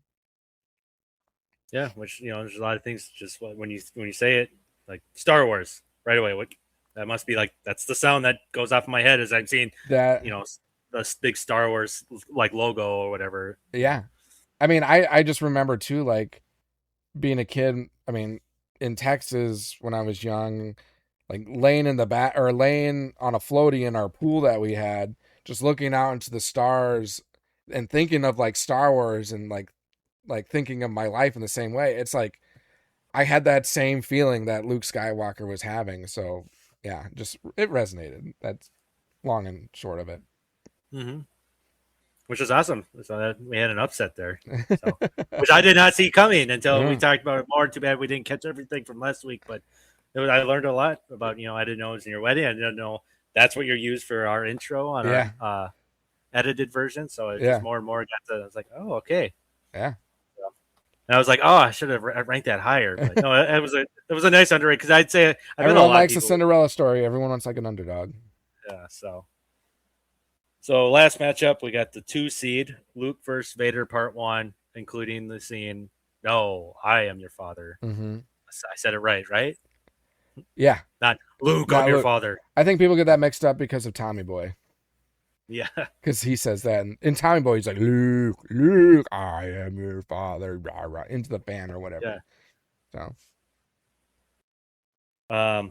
Versus the 15 seed, which is... the scene, the second of the trilogy, the old Luke Skywalker versus Kylo Ren on that. On the Salt, the projection planet. Yeah, and we find out he was projecting himself across how many light years away. Yeah, and we were talking about how we both thought the same thing, or at least you said you caught on. The guy next to me, I was with, that we're watching with. Like leaned over. He's like, "Don't you notice the sand isn't making marks?" I was like, "Oh, thanks, dude." Yeah.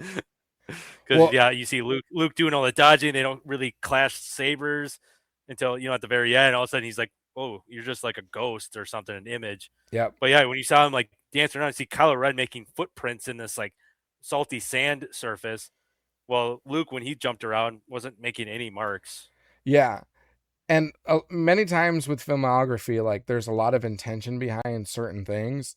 And I remember watching this and I'm like, there's a lot of focus on how the salt turns red when like kicked up. So you have the speeders that are flying through and that kicks up the red, because it's digging in. Footsteps you see the red underneath. And in that scene specifically, they focus at one point on Kylo Ren's foot in it, like shifting, and you see the red and you're like, kind of, why are we looking at the foot? And then they show Luke Skywalker and he kind of settles in, but there's no mark that's left, like to your point of what your friend was saying. And it's like, wait a minute, that means something. So as soon as they show that, I'm like, I don't think he's actually there. And sure enough, he wasn't. Now, my whole problem with this scene is that it is not true, in my opinion, to the character of Luke Skywalker. No, not at all. You said we were agreeing that he would be there in person. In person. Because what we've learned is that the amount of force it takes to project yourself in that distance and everything, the product of it is like you likely die. You likely lose your life. So if Luke Skywalker is going to do this and willingly sacrifice himself to send this hologram image of himself or projection of himself, he would have just sent himself there in person if he's going to die anyways. And it would just be more meaningful and more powerful in terms of the message and what he's trying to represent by actually being there. Luke Skywalker would have been there in person to confront his nephew.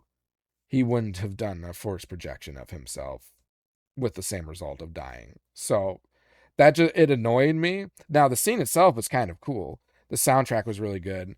You know, the magnitude of the event was really cool. You know, you're building up to this moment. You see Luke Skywalker, he's now clean cut.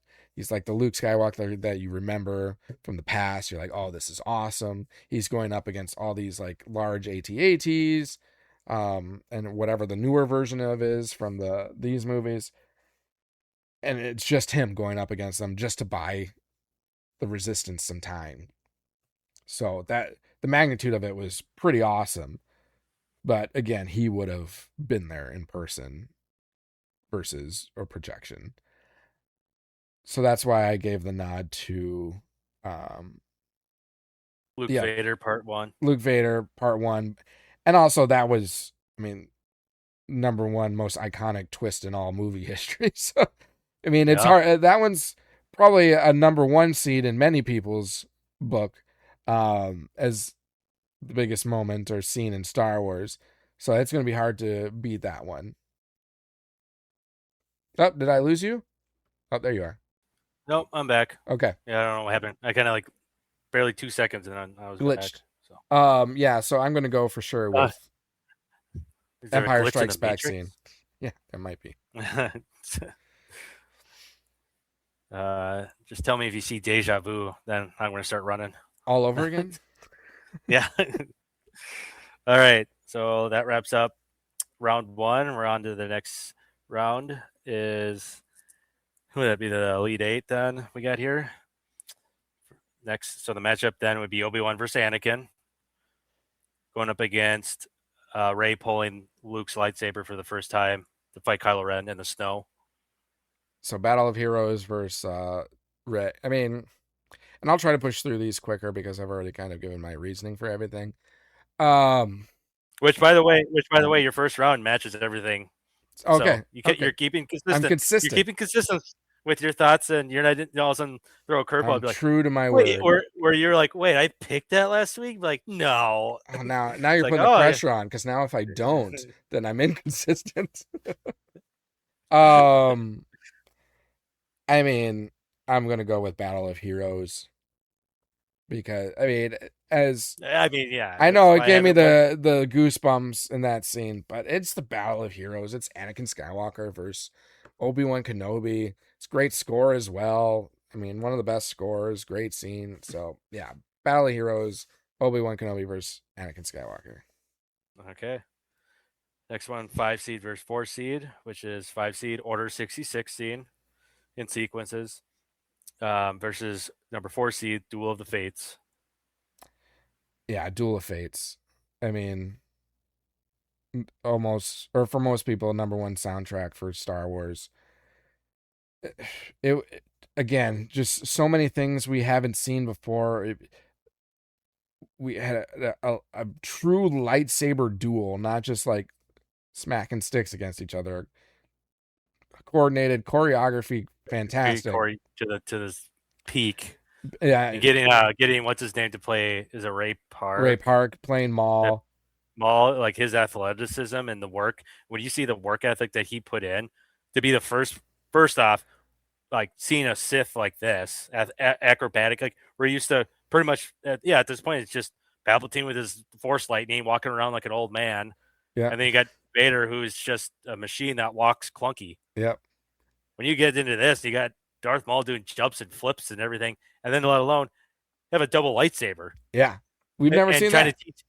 Trying to teach him, who's never done anything like this, a double lightsaber dueling two Jedis, like the imagination, George Lucas. Wow. Yeah. So. Yeah, I would have to go Duel of Fates, and just how cool and first times for all this. It was great. It was a good way to, and they used it for, the trailers to really catch you as well. So yeah. Mm-hmm. Yep. Duel of Fates for sure. Okay. Next matchup, we got Darth Vader taking his first breaths in his new suit, and then crushing everything in the room. Yep. pretty much everything leading up before the moment where he says no. Like we said, that's a little cringe, but Yeah. okay. That versus the 3 seed, Luke versus Vader, part 2 of their fight. Revenge of Sith. Or no, Return of the Jedi, I mean. Yeah. Oh man. See, this is where the consistency part's gonna.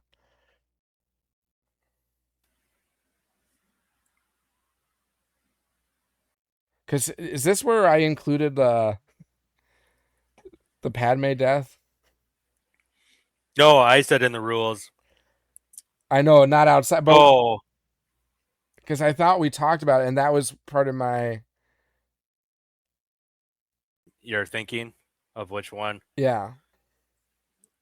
No, I can't remember. I know we talked about it and laughed about it, kind of how cringy that scene was. Yeah, because I was just so upset that she died from her.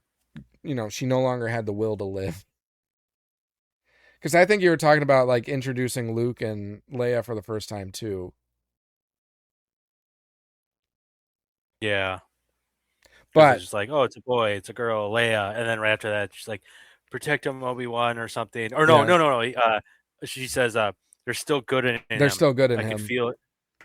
And he's like, and then mumbles something, and then she like puts her hand in, and she just kind of falls, Yeah. And you're just like, you're telling me how you're just like, what the hell? Yeah. It's like, because like the robot come back. You just have 2 kids that are born, and you don't have a will to live. Like, if for anything, how about the 2 kids that you just bore? Like, yeah, that's your new kind of purpose in life. I have 2 kids. Oh, my will to live is gone because now I have 2 kids.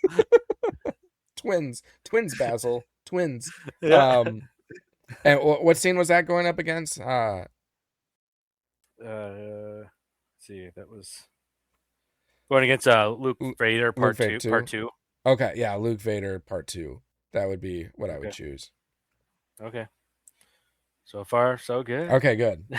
If that was wearing you, I think it was because we included, because I was like, okay, with Vader before. I mean, the whole mask putting on, but there was like, sequences of it going back to him and Padme.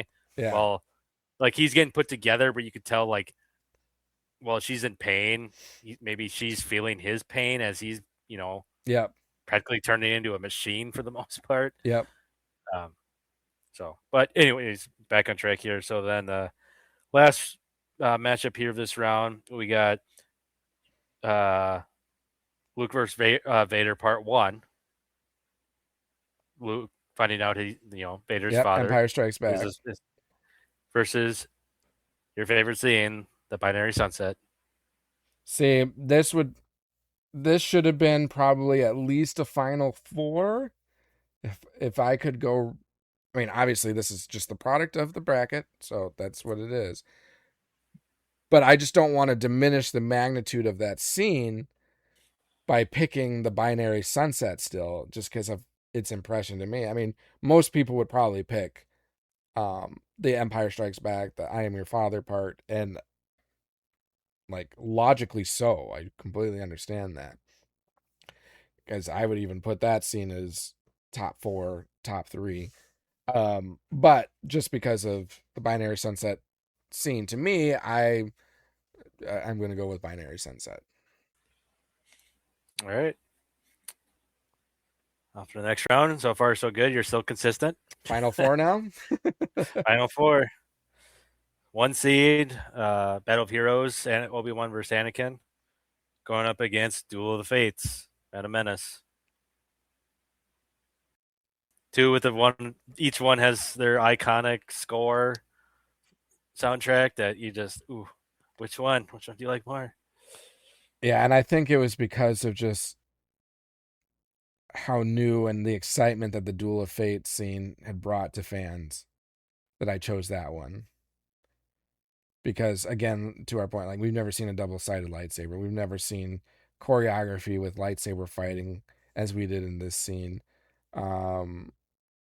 Like true Sith versus true Jedi fighting. There's one, what? There was one more key thing you mentioned on this.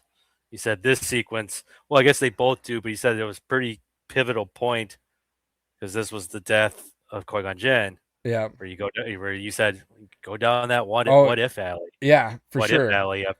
A Duel If of he Fate. I was mean, that changed who was going to be the master for Anakin Skywalker, because it was going to be Qui-Gon for sure, and he is a far different Jedi in terms of theory and practice compared to Obi-Wan. Even though Obi-Wan trained under Qui-Gon Jinn, but if you like go and read like is it Brotherhood, or there's a book that's about the relationship between Obi-Wan Kenobi and Qui-Gon Jinn early on in their master and apprenticeship, and they didn't really get along because difference of opinions and everything.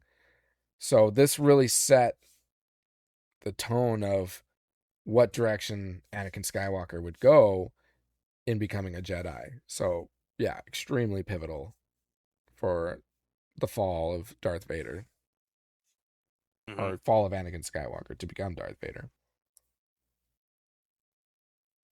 So going with that one then. Yep, Duel of Fates. Okay, consistent still.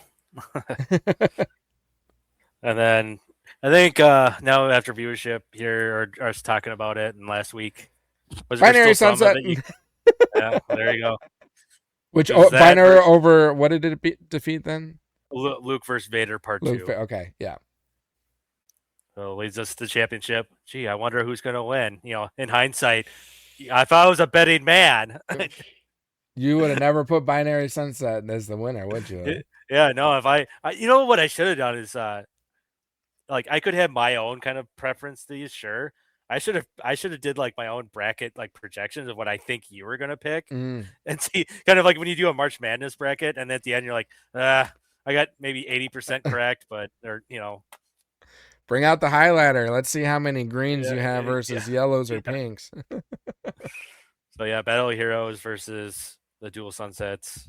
You mean the Duel of Fates versus Binary Sunset? Or yeah, no, Dual Fates. Yeah, no, sorry. You're correct, sorry. Yeah, Binary Sunset. I mean, both top notch. But yeah, I'm gonna go with somebody's got to win. Someone's got to win. We got a Cinderella story for sure. Small time college. This is Mudge's bracket. Not everyone's going to be the same. We can't all think the same. You know, some scenes on different movies just hit you different. And like Mudge says, it's iconic to him as how he started watching Star Wars in the first place, and that's the first episode. And you know, like I would agree. Like if someone would argue me on that, like that's not the best scene in Star Wars, I'd be like, you're right. That's not the best scene in Star Wars. But it's the scene that it means, what it means, and how it resonated. That's where the difference was for me. So yeah, man, Binary Sunset, that song, I love it. It makes me think Star Wars. If I hear that song, Star Wars, then I'm falling back in love with the childhood memory I have with the original trilogy. So you said, what was it, like the hotel rooms and finding whatever channel had HBO? Yeah, playing Star Wars or something. It was my dad, brother, and I. We were going to our cabin. And back in the day when we were young, when we would travel to our cabin in the UP, Michigan, we would first stay at a hotel called the Triangle Inn, or Triangle Motel. That was right, or probably 20 minutes from our actual cabin. So we would stay there the night we would arrive, because our cabin doesn't have electricity, no running water, no indoor plumbing, and we always go up over Thanksgiving, so it's cold. So you don't really want to stay in the cabin that first night because you have to heat it up with a fire and everything. So we would stay the night in the Triangle Motel, and this one particular trip, we got there, and we're all getting ready for bed. My dad turns on the TV and he flips it to this channel, and it's playing Star Wars, and it was like the very beginning of what is now known as A New Hope. And I'm like, oh, what is this? And my dad's like, oh, this is Star Wars. Blah, blah, blah. And he was like kind of telling me a little bit about it.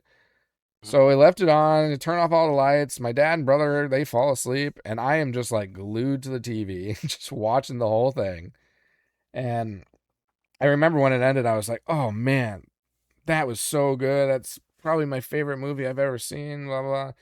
And then back in the day, like watching a movie on, just a TV channel, it'd be like, next on, let's just say it was like TBS, second installment of Star Wars Empire Strikes Back. And I'm like, there's more? Like, there's more out there? I can watch more? I'm like, okay, well, I'm watching it.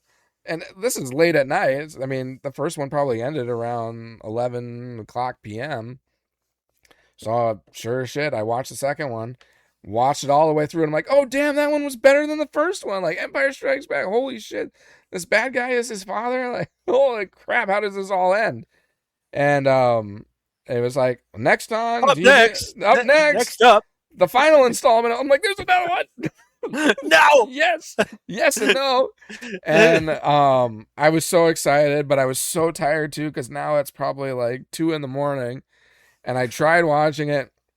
I ended up falling asleep during it, unfortunately. Not to say it was like not interesting. It was just I was tired. And I remember waking up the next morning and I was like, Dad, because it's around Thanksgiving, so Christmas is coming up as a kid. And I'm like, Dad, what I want for Christmas is I want the Star Wars movies because I want to watch. I need to finish it because there was no streaming services. You know, you couldn't just randomly go watch a movie that was produced years ago unless you actually had the movies. So sure enough, I got the movie for Christmas, and I finally watched the whole thing and loved it. So that was kind of my introduction to Star Wars. I was probably 9 or 10 years old. So little Michael falling in love with little Michael with his bowl cut, falling in love late at night to TBS, or it was probably like TNT, or I don't know, the Sci-Fi channel or something. But it was like the Triangle Motel, so they couldn't have had they probably didn't have Sci-Fi.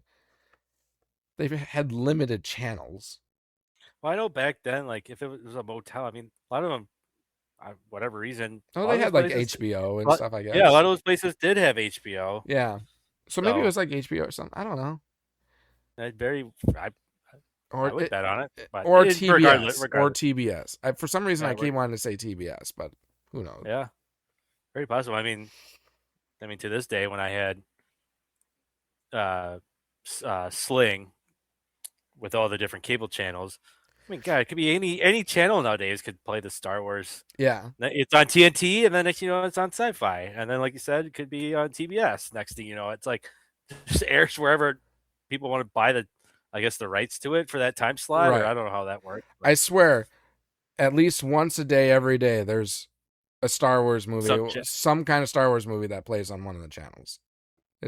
There always is. I feel like it. All right.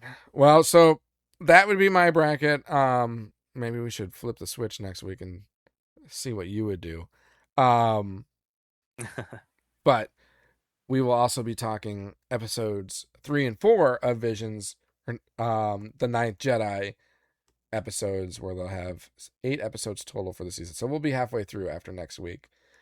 So looking forward to diving into that content, learning more about these mysterious bad guy / good guy characters we don't know. But yeah, just excited in general to have more content to talk about. So looking forward to it. And we'll wrap it up. So again, if you're listening to us right now, hit that subscribe button, like, download, comment, rate, review, share, all the above. We greatly appreciate it. As a reminder, once we hit 500 subscribers, we'll be doing a Theory Saber lightsaber prize giveaway. One of these sabers in one of these boxes over here. It can be yours. Just make sure you subscribe to our channel and that you're public. So once we hit 500, we will have that drawing to give it away. Not going to want to miss out on it. Again, not affiliated with Star Wars Theory or Theory Sabers at all. This is our own doing. We purchased it with the intent to give it away as a prize. But yeah, good. Again, we talked about Vader II earlier today, so again, given his praise, we love his content, love his sabers, just want to help his channel out, so subscribe to him as well. He's very knowledgeable. Which is another fact is he had trouble getting any sort of funding and rights initially. Yeah. So pretty much all of what you see as the product between the first and second episode, he funded all that out of his own pocket, made, we said what's majorly helped him is his personal podcast and the people that support him, and also support him by buying his product, which is amazing. As much as, complimented, because he's got a couple of them now, more than a couple. Dude, and they're far better sabers than like the other ones that you've come Black across Series nowadays. ones I get, or like the ones you can get at like Disney parks and stuff like the sound quality, the brightness of the saber, awesome. And you can duel with them, like, and not really worry about them breaking. And if they do, like, their customer service is top notch. They'll get you back to where you were. So they'll take care of you. So yeah, props to him and everything, because apparently sure. all that funding came out pretty much out of his pocket to create the team. He kind of, if you want to call it, the CEO of his own kind of entrepreneurship of creating this content and hiring the right people to do it. So definitely give him some love. He loves Star Wars and he loves his fans. So, like Bogey said, just go subscribe, go honor him, go check him out for sure. So, thanks Theory Sabers, thanks Star Wars Theory for being an inspiration to our channel as well. So with that, have a great rest of your day, have a great rest of your week. We look forward to talking some more next week. So until then, as always, may the Force be with you. Thanks for calling. This is Han Solo, and I'm going to be keeping you company for the next few hours right here on the Midnight Shift. Something's